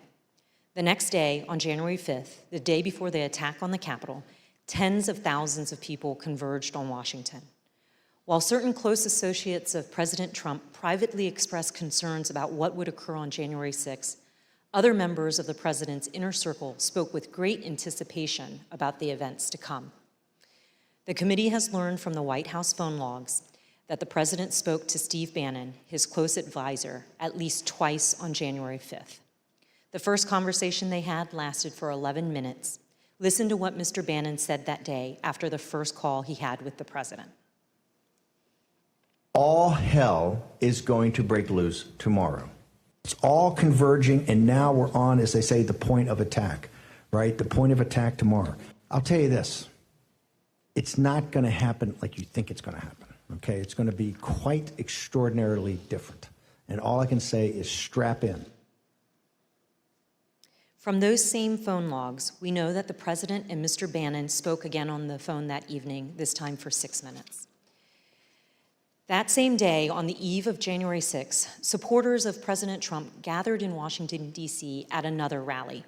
This rally was held at Freedom Plaza, which is located near the White House, and featured some of the speakers who Katrina Pearson and others deemed too extreme to share the stage with the president the next morning. And as this rally was underway, the president asked members of his staff to come to the Oval Office. Let's hear from the White House aides who were in the Oval Office that night. I was in the office, in the Oval Office, and he had asked me to open the door so that he could hear. I guess there was a concert or a rap or something going on. Did he say anything other than just open the door? He made a comment. I don't remember specifically what he said, but there's a lot of energy. When we walked in, the staff was kind of standing up and assembled along the wall. and the president was at the desk, and Dan Scavino was on the couch, and the president was dictating a tweet that he wanted Scavino to send out. Then the president started talking about the rally the next day. He had the door of the Oval open to the Rose Garden because you could hear the crowd already assembled outside on the ellipse, and they were playing music, and it was so loud that you could feel it shaking in the Oval. He was in a very good mood, and I say that because he had not been in a good mood for weeks leading up to that, and then it seemed like he was in a fantastic mood that evening. He asked if members of Congress would be with him tomorrow. And what do you understand by meaning voting in his favor as opposed to physically with him or anything like that? Yeah, and I took that to mean not voting to certify the election. Then he did look to the staff and ask for ideas of how, if I recall, he said that we could make the rhinos do the right thing, is the way he phrased it. And no one spoke up initially because I think everyone was trying to process what that he meant by that. The president was making notes then, talking then about we should go up to the Capitol. What's the best route to go to the Capitol? I said he should focus on policy accomplishments. I didn't mention. What was his response? He acknowledged that and said we've had a lot, something along those lines, and then he fairly quickly moved to how fired up the crowd was going to be. And what did he say about it? Just that they were fired up, they were angry, they feel like the election has been stolen, that the election was rigged. Did he give any indication of how he knew that the crowd was fired up or angry? He continued to reference being able to hear them outside. Through the open door of the Oval Office, the president could hear the sound of the crowd and the music at the rally at the Freedom Plaza. And these are some of the things that they were saying there at the plaza, just blocks from where the president sat that evening, excited for the next day. This is nothing less than an epic struggle for the future of this country between dark and light, between the godly and the godless, between good and evil. And we will win this fight, or America would step off into 1,000 years of darkness. Tomorrow, trust me, the American people that are standing on the soil that we are standing on tonight, and they're going to be standing on this soil tomorrow, this is soil that we have fought for, and we will fight for in the future. The members of Congress, the members of the House of Representatives, the members of the United States Senate, those of you who are feeling weak tonight, those of you that don't have the moral fiber in your body, get some tonight, because tomorrow we the people are going to be here, and we want you to know that we will not stand for a lie. We will not stand for a lie. I want them to know that 1776 is always an option.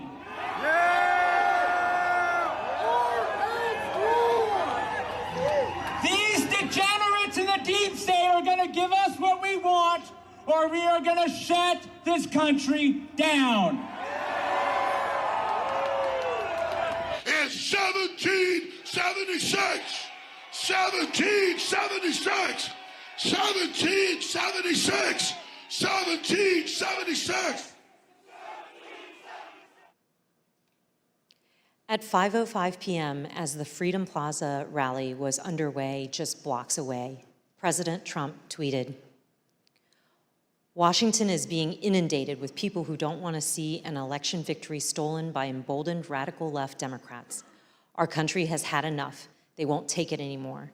To the crowds gathering in D.C., he added, "We hear you and love you from the Oval Office." The committee has learned that on January 5th, there were serious concerns at Twitter about the anticipated violence the next day. Listen to what the Twitter witness told us about their desperate efforts to get Twitter to do something. What was your gut feeling on the night of January 5th?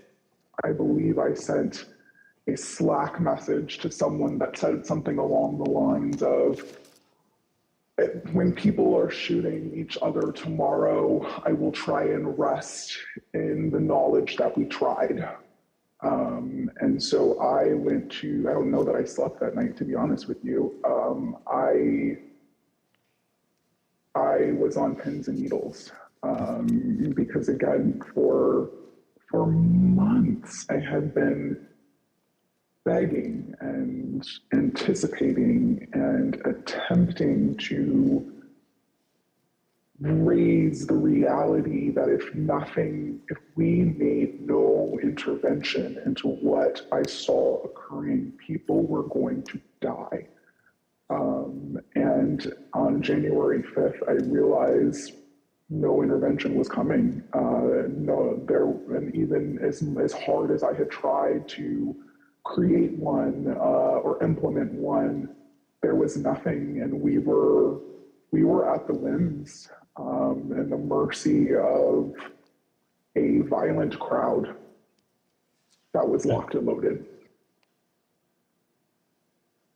And just for the record, this was content that was echoing statements by the former president, but also Proud Boys and other known violent extremist groups? Yeah. There were also concerns among members of Congress. We have a recently released recording of a conversation that took place among Republican members in the U.S. Capitol on the eve of January 6th. This is Republican Congresswoman Debbie Lesko from Arizona, who led some of the unfounded objections to the election results. I also asked leadership to come up with a safety plan for members. I'm actually very concerned about this because we have who knows how many hundreds of thousands of people coming here. We have Antifa. We also have, quite honestly, Trump supporters who actually believe that we are going to overturn the election. And when that doesn't happen, most likely will not happen, they are going to go nuts. That same evening, as President Trump listened to the rally from the Oval Office, he was also working on his speech to be delivered the next day. And based on documents we've received from the National Archives, including multiple drafts of the president's speech, as well as from witness testimony, we understand how that speech devolved into a call to action and a call to fight. One of the first edits President Trump made to his speech was to incorporate his 5:05 p.m. tweet, revising his speech to say, "All of us are here today, do not want to see our election victory stolen by emboldened radical left Democrats. Our country has had enough. We will not take it anymore." He also added, "Together, we will stop the steal." President Trump's edits continued into the morning of January 6th. And as you can see from the president's daily diary here, the president spoke to his chief speechwriter, Stephen Miller, for over 25 minutes that morning. Following his call with Mr. Miller, President Trump inserted for the first time a line in his speech that said, quote, "And we will see whether Mike Pence enters history as a truly great and courageous leader. All he has to do is refer the illegally submitted electoral votes back to the states that were given false and fraudulent information where they want to recertify." No prior version of this speech had referenced Vice President Pence or his role during the joint session on January 6th. These last-minute edits by President Trump to his speech were part of the president's pressure campaign against his own vice president. But not everyone wanted these lines regarding the vice president included in the president's speech, including White House lawyer Eric Hirschman. Did you ever speak to anybody in the White House at the time about this disagreement between the president and the vice president, other than the president, based on the objection from your counsel?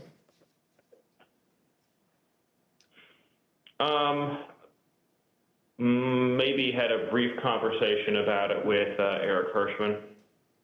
Tell me about that. What do you remember him saying to you about this disagreement?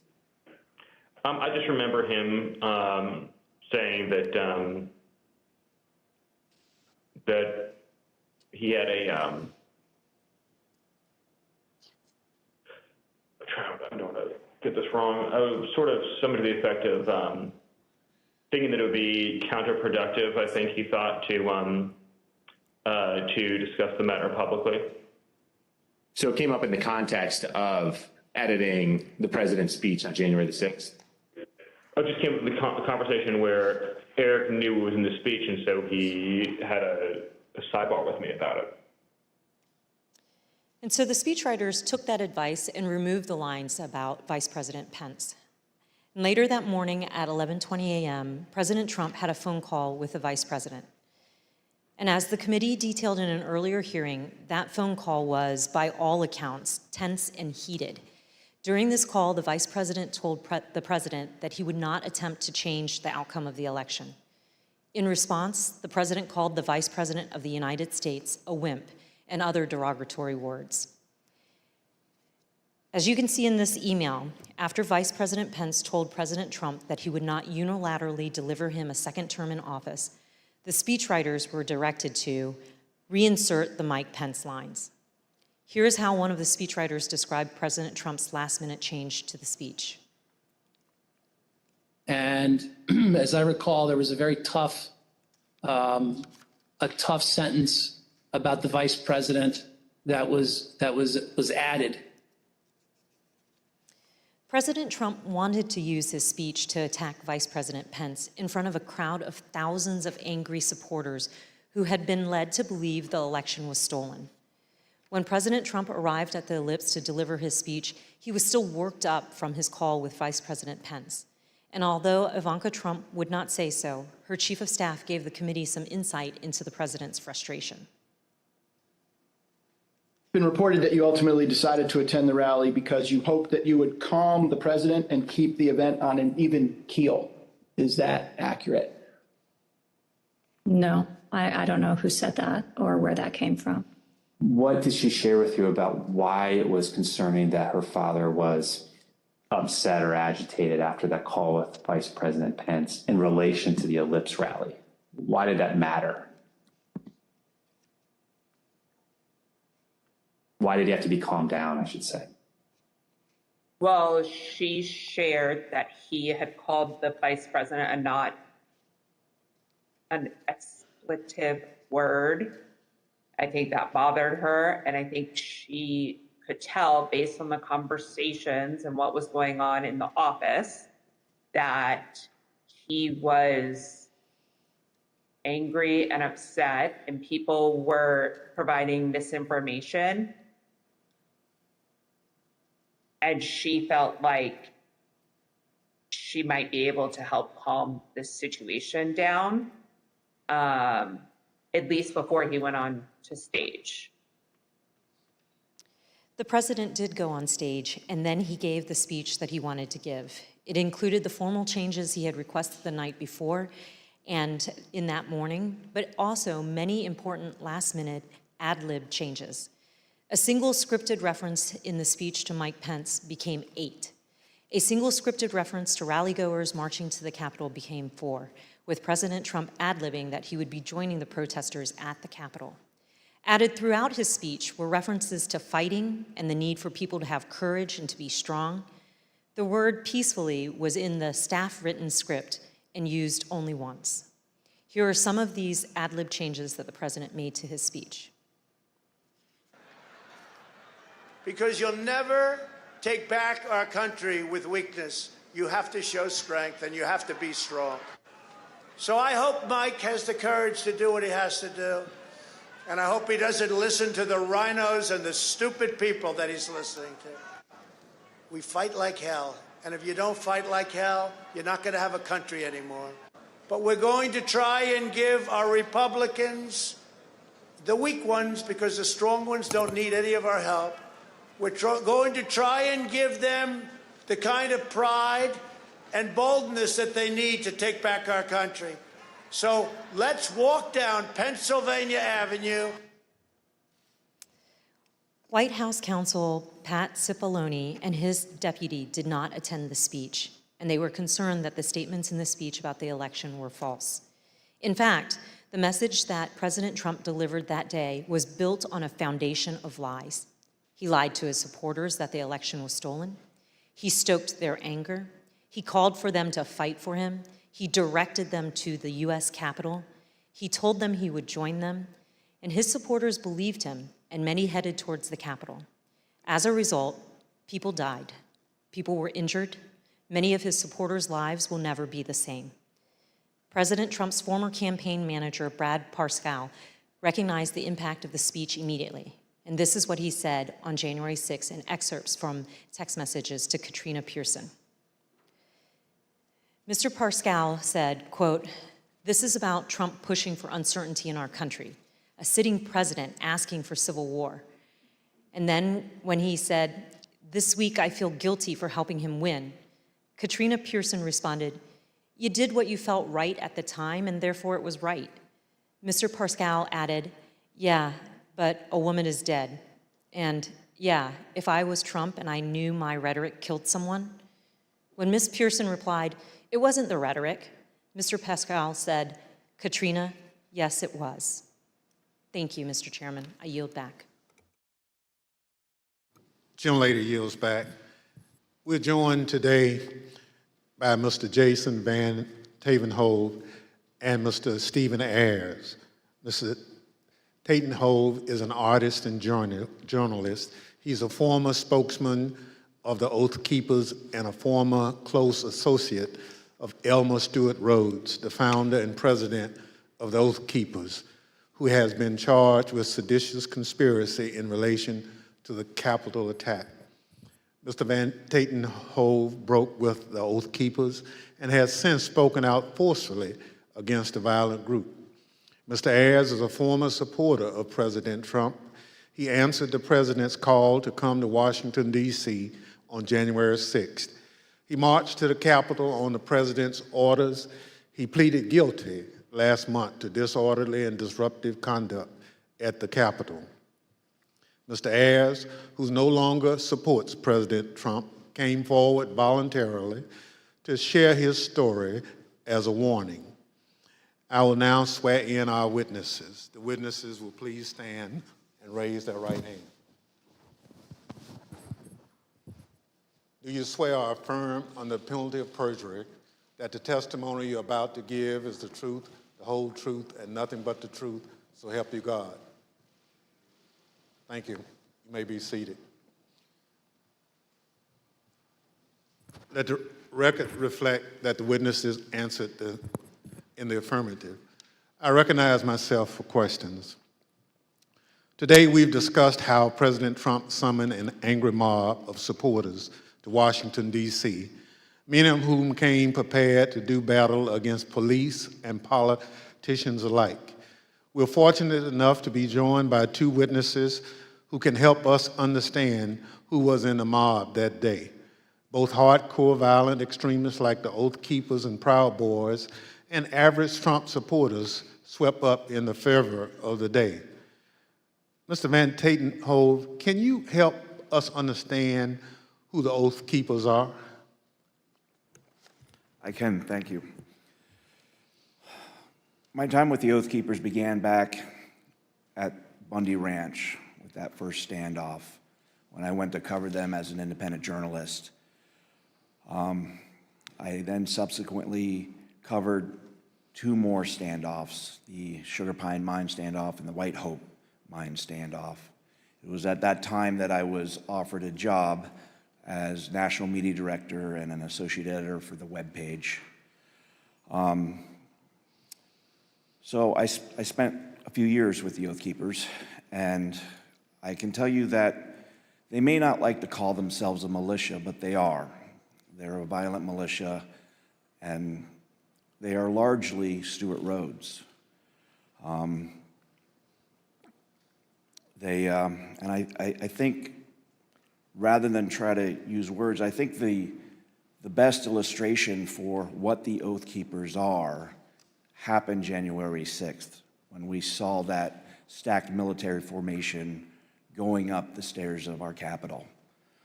I saw radicalization that started with my beginning of my time with them and continued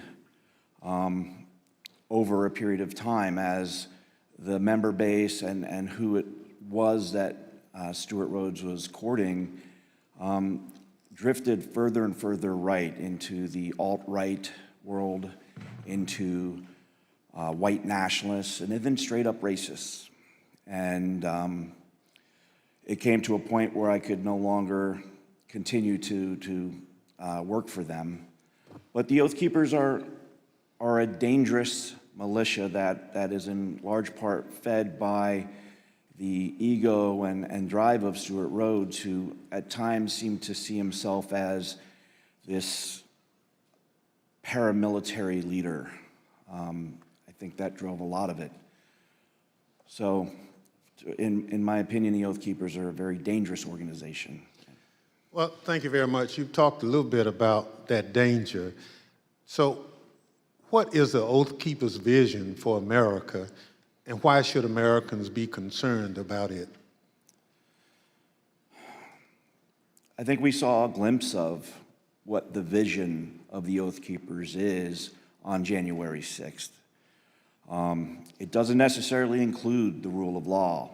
It doesn't necessarily include, it includes violence. It includes trying to get their way through lies, through deceit, through intimidation, and through the perpetration of violence. The swaying of people who may not know better through lies and rhetoric and propaganda that can get swept up in these moments. And I'll admit I was swept up at one point as well too. But I don't know if that answers the question. Well, it does, and you talk about being swept up. So at what point did you break with the Oath Keepers? There came a point, there were many red flags, and I probably should have broke with them much earlier than I did. But the straw that broke the camel's back really came when I walked into a grocery store.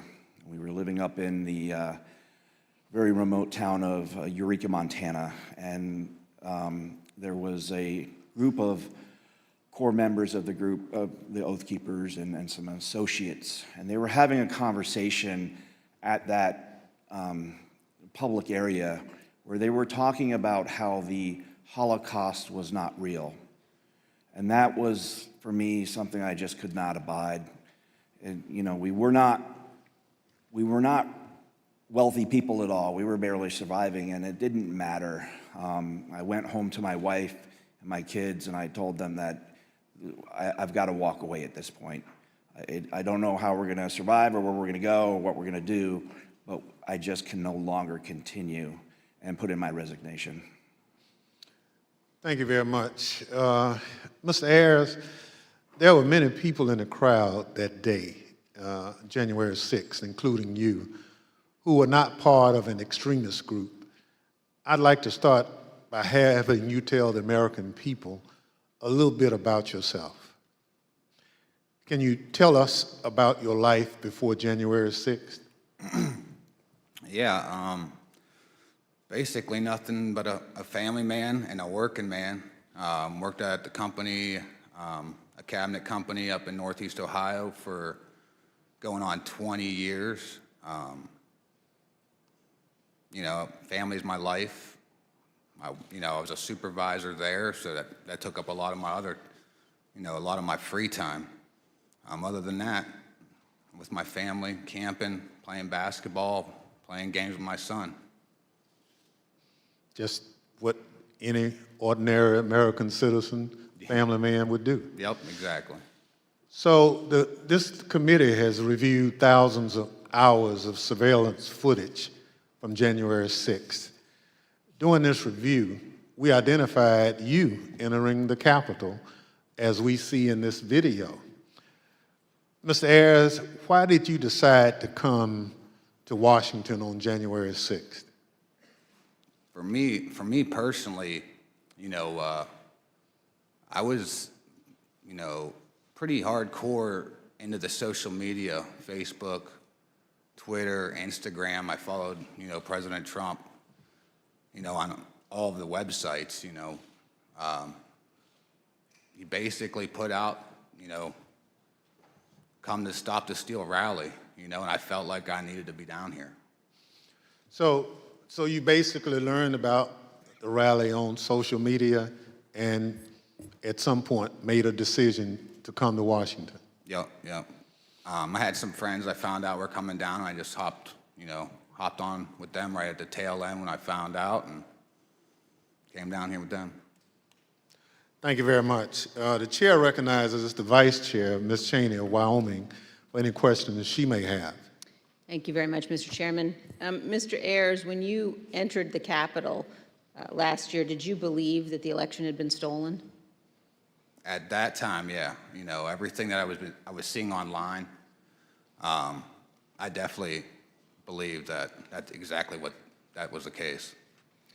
And when you heard from President Trump that the election was stolen, how did that make you feel? Oh, I was very upset, as were most of his supporters. That's basically what got me to come down here. And do you still believe the election was stolen? Not so much now. I got away from all the social media when January 6th happened. Basically deleted it all. I started doing my own research and everything. And for me, for something like that to be that, for that to actually take place, it's too big. There's no way you can keep something like that quiet, as big as something like that. With all the lawsuits being shot down one after another, that was mainly what convinced me. Well, and I think that's very important. And we've also talked about today and in previous hearings the extent to which the president himself was told that the election hadn't been stolen by his Justice Department, by his White House counsel, by his campaign. Would it have made a difference to you to know that President Trump himself had no evidence of widespread fraud? Oh, definitely. Who knows? I may not have come down here then. Thank you very much, Mr. Chairman. I yield back. Gentlelady yields back. Chair recognizes the gentlewoman from Florida, Ms. Murphy. Thank you, Mr. Chairman.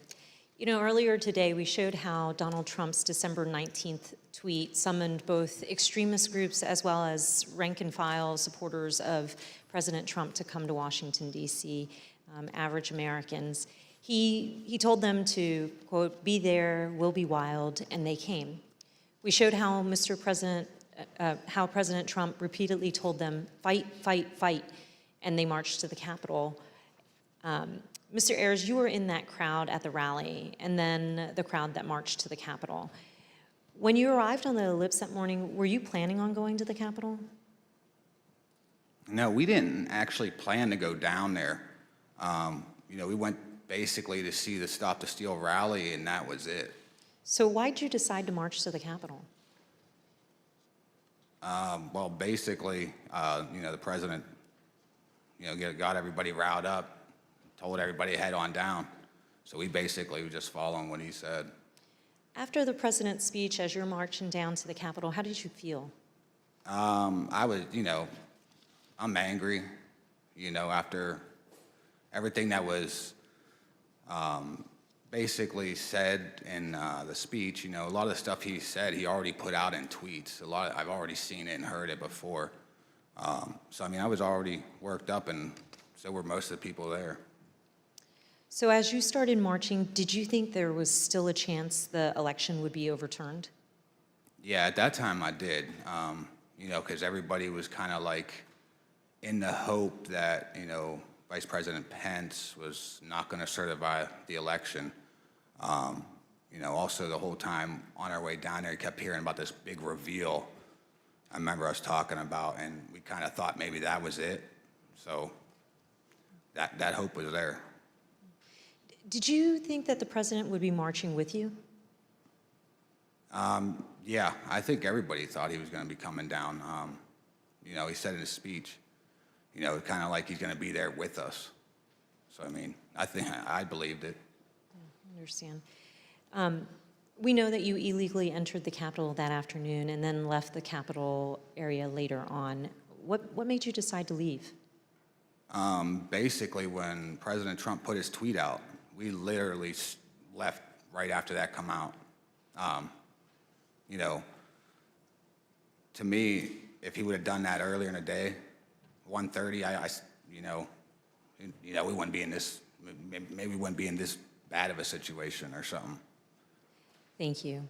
Mr. Chairman, I yield back. Chair recognizes the gentleman from Maryland, Mr. Raskin. Thank you, Mr. Chairman. Mr. Van Tatenhoff, in the run-up to January 6th, Stuart Rhodes publicly implored President Trump to invoke the Insurrection Act, the 1807 law that allows the president to call up militias to put down a rebellion against the United States. And I want to get your thoughts about this in the context of your prior relationship with Stuart Rhodes. I understand that you had conversations with Rhodes about the Insurrection Act. Why was he so fixated on that, and what did he think it would enable the Oath Keepers to do? Well, I think it gave him a sense of legitimacy, that it was a path forward to move forward with his goals and agendas. I think we need to quit mincing words and just talk about truths. And what it was going to be was an armed revolution. I mean, people died that day. Law enforcement officers died this day. There was a gallows set up in front of the Capitol. This could have been the spark that started a new civil war, and no one would have won there. That would have been good for no one. He was always looking for ways to legitimize what he was doing, whether by wrapping it in the trappings of it's not a militia, it's a community preparedness team. We're not a militia, we're an educational outreach group. It's a veteran support group. But again, we've got to stop with this dishonesty and the mincing of words and just call things for what they are. You know, he's a militia leader. He had these grand visions of being a paramilitary leader, and the Insurrection Act would have given him a path forward with that. You know, the fact that the president was communicating, whether directly or indirectly, messaging, you know, kind of that gave him the nod.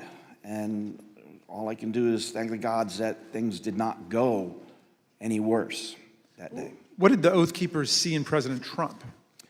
They saw a path forward that would have legitimacy. They saw opportunity, I think, in my opinion, to become a paramilitary force, you know? Last week, the Department of Justice indicated that it has evidence of the Oath Keepers bringing not just firearms, but explosives to Washington ahead of January 6th. And the committee's also learned that Stuart Rhodes stopped to buy weapons on his way to Washington and shipped roughly $7,000 worth of tactical gear to a January 6th rally planner in Virginia before the attack. Did you ever hear Rhodes discuss committing violence against elected political leaders? Yeah, I mean, that went back from the very beginning of my tenure. One of the first assignments that he brought to me, wanting me to do as more of a graphic artist function, was to create a deck of cards. You may remember back to the conflict in the Middle East, where our own military created a deck of cards, which was a who's who of kind of the key players on the other side that they wanted to take out. And Stuart was very intrigued by that notion and influenced by it, I think. And he wanted me to create a deck of cards that would include different politicians, judges, including up to Hillary Clinton as the Queen of Hearts. This is a project that I refused to do. But from the very start, we saw that. There was always the push for military training, including there were courses in that community that went over explosives training. So, yeah, this all falls in line. Mr. Van Tatenhoff, you say in your very thoughtful written testimony that we received today that you fear what the next election cycle will bring, And you also say that we have been exceedingly lucky in that we have not seen more bloodshed so far. I wonder if you would elaborate on those two statements. I think as far as the luck goes, we've had the potential from Bundy Ranch on. I mean, being boots on the ground at these standoffs, and they were standoffs where there were firearms pointed across lines at federal law enforcement agencies, whatever it may be with that particular standoff. But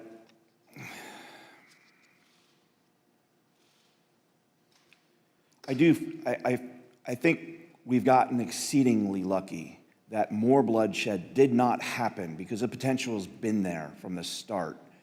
And we got very lucky that the loss of life was, and as tragic as it is, that we saw on January 6th, the potential was so much more.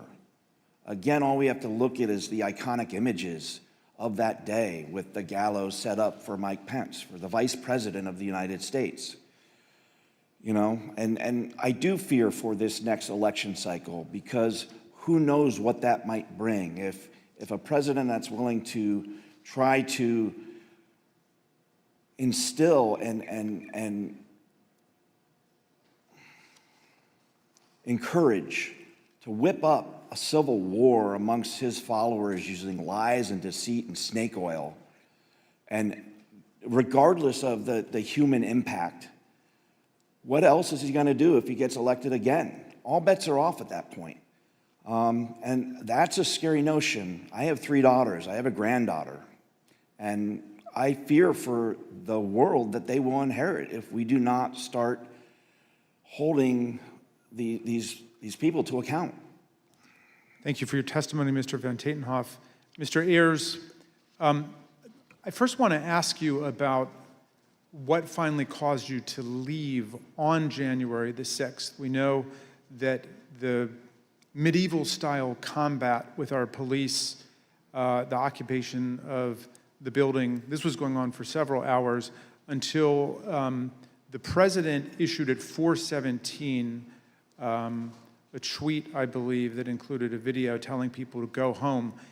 Did you see that, and did that have any effect on what you were doing? Well, when we were there, as soon as that come out, everybody started talking about it, and it seemed like it started to disperse, some of the crowd. Obviously, once we got back to the hotel room, we seen that it was still going on, but it definitely dispersed a lot of the crowd. And did you leave at that point? Yeah, we did. Yeah, we left. So, in other words, that was the key moment when you decided to leave, when President Trump told people to go home. Yeah, yep. We left right when that come out. You were not a member of an organized group like the Oath Keepers or the Proud Boys, as most of the crowd wasn't. I wonder, on January 6th, was it your view that these far-right groups like the Oath Keepers and Proud Boys and 3%ers and others were on your side? Did you have any reservations about marching with them and rallying with them? Well, I definitely didn't have a problem. I was probably following them online myself. I thought, hey, they're on our team, good. That's how I kind of looked at it at the time. I didn't have a problem with it. I thought it was a good thing. I'm interested in hearing about what's happened to you since the events of January 6th. You told the vice chair that you no longer believe Trump's big lie about the election, but that's what brought you originally to Washington. Looking back on it now, how do you reflect on the role that you played in the crowd that day, and what is going on in your life? Basically, I lost my job. Since this all happened, pretty much sold my house. So everything that happened with the charges, thank God, a lot of them did get dismissed because I was just holding my phone, but at the same time, I was there. So, it definitely, it changed my life, and not for the good, definitely not for the, for the better. Yeah, well, really all I could say. President Trump is still promoting the big lie about the election. How does that make you feel? It makes me mad because I was hanging on every word he was saying. Everything he was putting out, I was following it. I mean, if I was doing it, hundreds of thousands or millions of other people are doing it, or maybe even still doing it. It's like he just said about that. You know, you got people still following and doing that. Who knows what the next election could come out? You know, could end up being down the same path we are right now. I mean, just don't know. Mr. Ayers, I see that your wife has joined you today, and welcome to Washington. We know this has been very difficult on you both and your family. What lessons, finally, do you want the American people to learn from the way you and your family have suffered as a result of these events? Biggest thing is I consider myself a family man, and I love my country. And I don't think any one man is bigger than either one of those. I think that's what needs to be taken. You know, people dive into the politics, and for me, I felt like I had, you know, like horse blinders on. I was locked in the whole time. Biggest thing for me is take the blinders off, make sure you step back and see what's going on before it's too late. Well, I want to thank you for your testimony and for appearing, both of you, today. And Mr. Chairman, I yield back to you. Gentleman yields back. I want to thank our witnesses for joining us today. The members of the Select Committee may have additional questions for today's witnesses, and we ask that you respond expeditiously in writing to those questions. Without objections, members will be permitted 10 business days to submit statements for the record, including opening remarks and additional questions for the witnesses. Without objection, the chair recognizes the gentleman from Maryland, Mr. Raskin, for a closing statement. Thank you, Mr. Chairman. When Donald Trump sent out his tweet, he became the first president ever to call for a crowd to descend on the capital city to block the constitutional transfer of power. He set off an explosive chain reaction among his followers, but no one mobilized more quickly than the dangerous extremists that we've looked at today. Seizing upon his invitation to fight, they assembled their followers for an insurrectionary showdown against Congress and the vice president. On January 6th, Trump knew the crowd was angry. He knew the crowd was armed. He sent them to the Capitol anyway. You might imagine that our founders would have been shocked to learn that an American president would one day come to embrace and excuse political violence against our own institutions, or knowingly send an armed mob to attack the Capitol to usurp the will of the people. But you know, Mr. Chairman, the founders were pretty wise about certain things, and at the start of the Republic, they actually warned everyone about Donald Trump. Not by name, of course, but in the course of advising about the certain prospect that ambitious politicians would try to mobilize violent mobs to tear down our own institutions in service of their insatiable ambitions. In the very first Federalist paper, Alexander Hamilton observed that history teaches that opportunistic politicians who desire to rule at all costs will begin first as demagogues, pandering to the angry and malignant passions of the crowd, but then end up as tyrants, trampling the freedoms and the rights of the people. A violent insurrection to overturn an election is not an abstract thing, as we've heard. Hundreds of people were bloodied, injured, and wounded in the process, including more than 150 police officers, some of them sitting in this room today. I want to give you an update on one officer who was badly wounded in the attack and is well known to the members of this committee because he testified before us last year.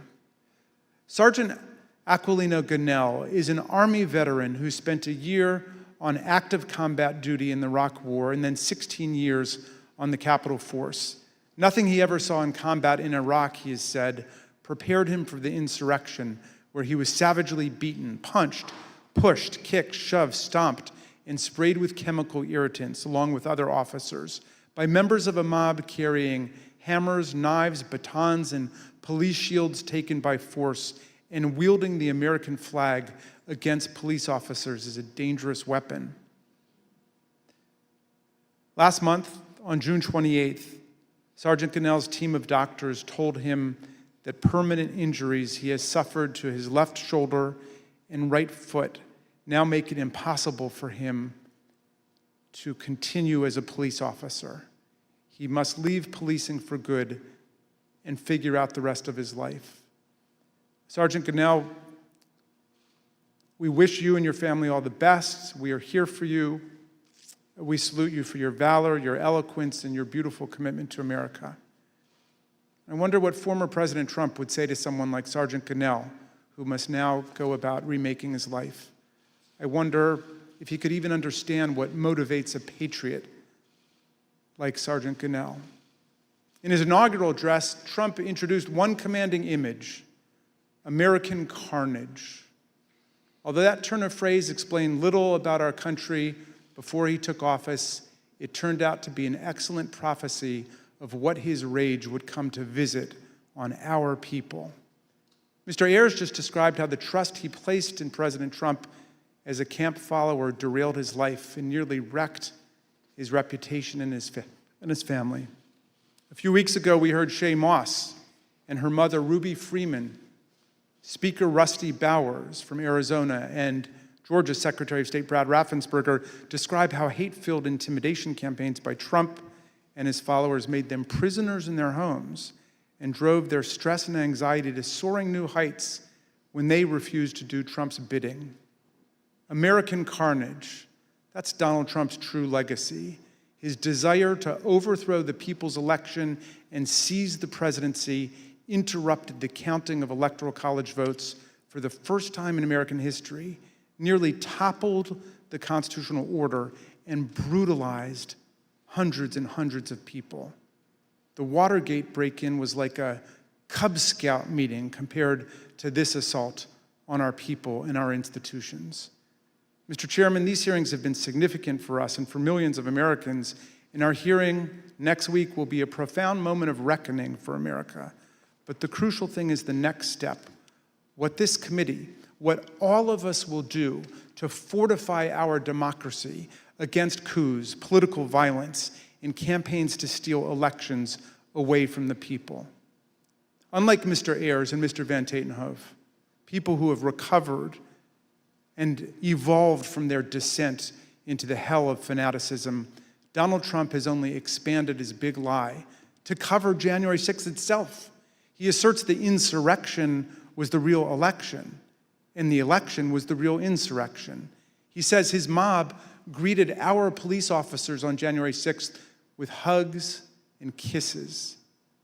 He threatens to take one of America's two major political parties with him down the road to authoritarianism, and it is Abraham Lincoln's party, no less. The political scientists tell us that authoritarian parties have two essential features in common in history and around the world. They do not accept the results of democratic elections when they lose, and they embrace political violence as legitimate. And the problem of incitement to political violence has only grown more serious in the internet age, as we have just heard. But this is not the problem of one party, it is the problem of the whole country now. American democracy, Mr. Chairman, is a precious inheritance, something rare in the history of the world and even on earth today. Constitutional democracy is the silver frame, as Lincoln put it, upon which the golden apple of freedom rests. We need to defend both our democracy and our freedom with everything we have and declare that this American carnage ends here and now. In a world of resurgent authoritarianism and racism and anti-Semitism, let's all hang tough for American democracy. Thank you, Mr. Chairman. I yield back. Gentleman yields back. Without objection, the chair recognizes the gentlewoman from Florida, Ms. Murphy, for a closing statement. Thank you, Mr. Chairman. At one of our first hearings, Chairman Thompson explained that the members of this committee would not spend much time talking about ourselves. Rather, we would let the evidence play the leading role. And the chairman was right, because this isn't about promoting ourselves as individuals, it's about protecting the country we love. And it's about preserving what actually makes America great: the rule of law, free and fair elections, and the peaceful transfer of power from one elected leader to the next. But if I may say a word about myself and why I'm proud to serve on this committee. I'm the only member of this committee who was not blessed to be born an American. I was born in Vietnam after the Vietnam War, and my family and I fled a communist government and were rescued by the US Navy and were given sanctuary in America. My patriotism is rooted in my gratitude for America's grace and generosity. I love this country. On January 6th, 4 decades after my family fled a place where political power was seized through violence, I was in the United States Capitol, fleeing my fellow Americans. Members of the angry mob had been lied to by a president and the other powerful people who tried to convince them without evidence that the election had been stolen from them. Some of them then tried to use physical violence to overturn the outcome of a free and fair election. Our committee's overriding objective is to fight fiction with facts, to create a full account for the American people and for the historical record, to tell the truth of what happened and why it happened, to make recommendations so it never happens again, to defend our democracy. To me, there's nothing more patriotic than that. Thank you. Mr. Chairman, I yield back. Gentlelady yields back. Without objection, the chair recognizes the gentlewoman from Wyoming, Ms. Cheney, for a closing statement. Thank you very much, Mr. Chairman. Mr. Chairman, let me put what you have seen today in a broader context. At the very outset of our hearings, we described several elements of President Trump's multi-part plan to overturn the 2020 election. Our hearings have now covered all but one of those elements: an organized campaign to persuade millions of Americans of a falsehood that the 2020 election was stolen by widespread fraud, a corrupt effort to pressure Vice President Pence to refuse to count electoral votes, an effort to corrupt the U.S. Department of Justice, efforts to pressure state election officials and legislators to change state election results, a scheme to create and submit fake electoral slates for multiple states. And today, you saw how President Trump summoned a mob to Washington for January 6th, and then, knowing that that mob was armed, directed that mob to the United States Capitol. Every one of these elements of the planning for January 6th is an independently serious matter. They were all ultimately focused on overturning the election, and they all have one other thing in common. Donald Trump participated in each substantially and personally. He oversaw or directed the activity of those involved. Next week, we will return to January 6th itself. As we have shown in prior hearings, Donald Trump and his legal team, led by Rudy Giuliani, were working on January 6th to delay or halt Congress's counting of electoral votes. The mob attacking and invading the Capitol on that afternoon of January 6th was achieving that result. And for multiple hours, Donald Trump refused to intervene to stop it. He would not instruct the mob to leave or condemn the violence. He would not order them to evacuate the Capitol and disperse. The many pleas for help from Congress did no good. His staff insisted that President Trump call off the attack. He would not. Here are a few of the many things you will hear next week from Mr. Cipollone.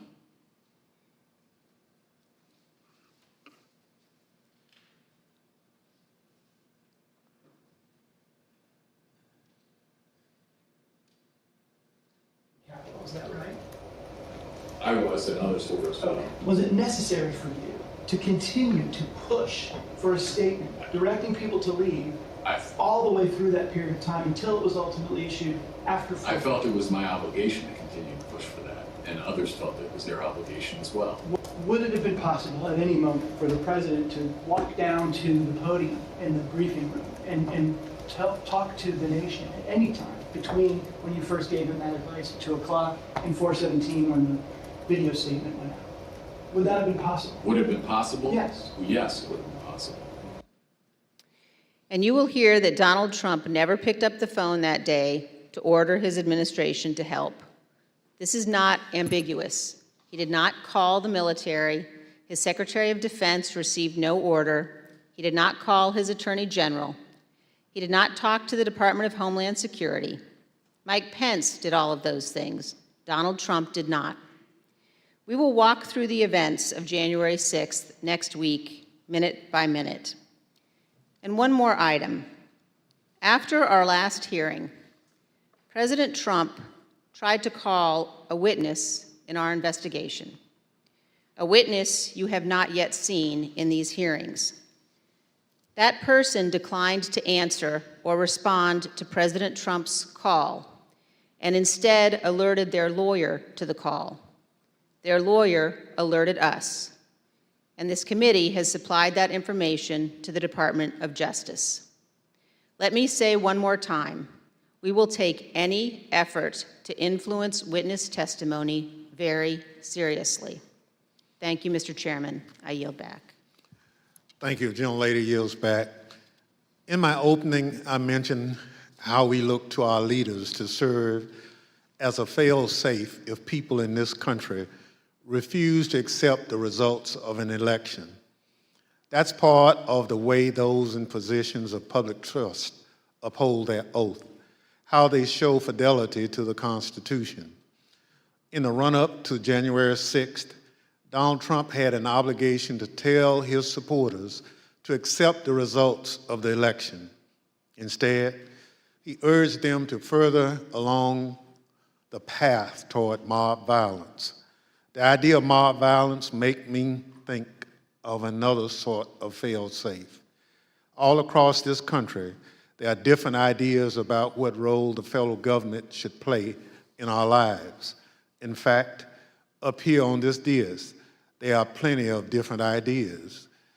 But there are moments when the institutions of our federal government are the fail-safe. I am from a part of the country where, had it not been for the federal government and the Constitution, my parents and many more Americans like them would have continued to be treated as second-class citizens. The freedom to be able to vote without harassment, travel in relative safety, and dine and sleep where you choose is because we have a government that looks over the well-being of its citizens. This is especially important in moments of crisis. When we have a natural disaster that state governments can't handle on their own, when there's an emergency that requires action by our public health services or our military, we have a federal government. What happened on January 6, 2020 was another one of those moments in history that test the strength of our federal government. January 6th was an attack on our country. It was an attack on our democracy, on our Constitution. A sitting president with a violent mob trying to stop the peaceful transfer of power from one president to another. It still makes my blood boil to think of it. In a moment like that, what would you expect to see? You expect to see the President of the United States sitting behind a resolute desk in the Oval Office, assuring the American people that the attack would be repelled and the threat would be dealt with. You'd expect to be reassured that there was a fail-safe. Instead, the President of the United States sent the mob. He disregarded the advice of the people who had taken an oath to the Constitution. He oversaw a scheme aided by people whose loyalty was only to Donald Trump. There's nothing we can compare that to. There's nothing in our great nation's history that has ever come close to that sort of betrayal and dereliction. Thank goodness, our system of government held in spite of a commander-in-chief who worked in opposition to what the Constitution designed. When this committee reconvenes, we'll tell the story of that supreme dereliction by the commander-in-chief, how close we came to a catastrophe for our democracy, and how we remain in serious danger. The chair requests those in the hearing room remain seated until the Capitol Police have escorted witnesses and members from the room. Without objection, the committee stands adjourned.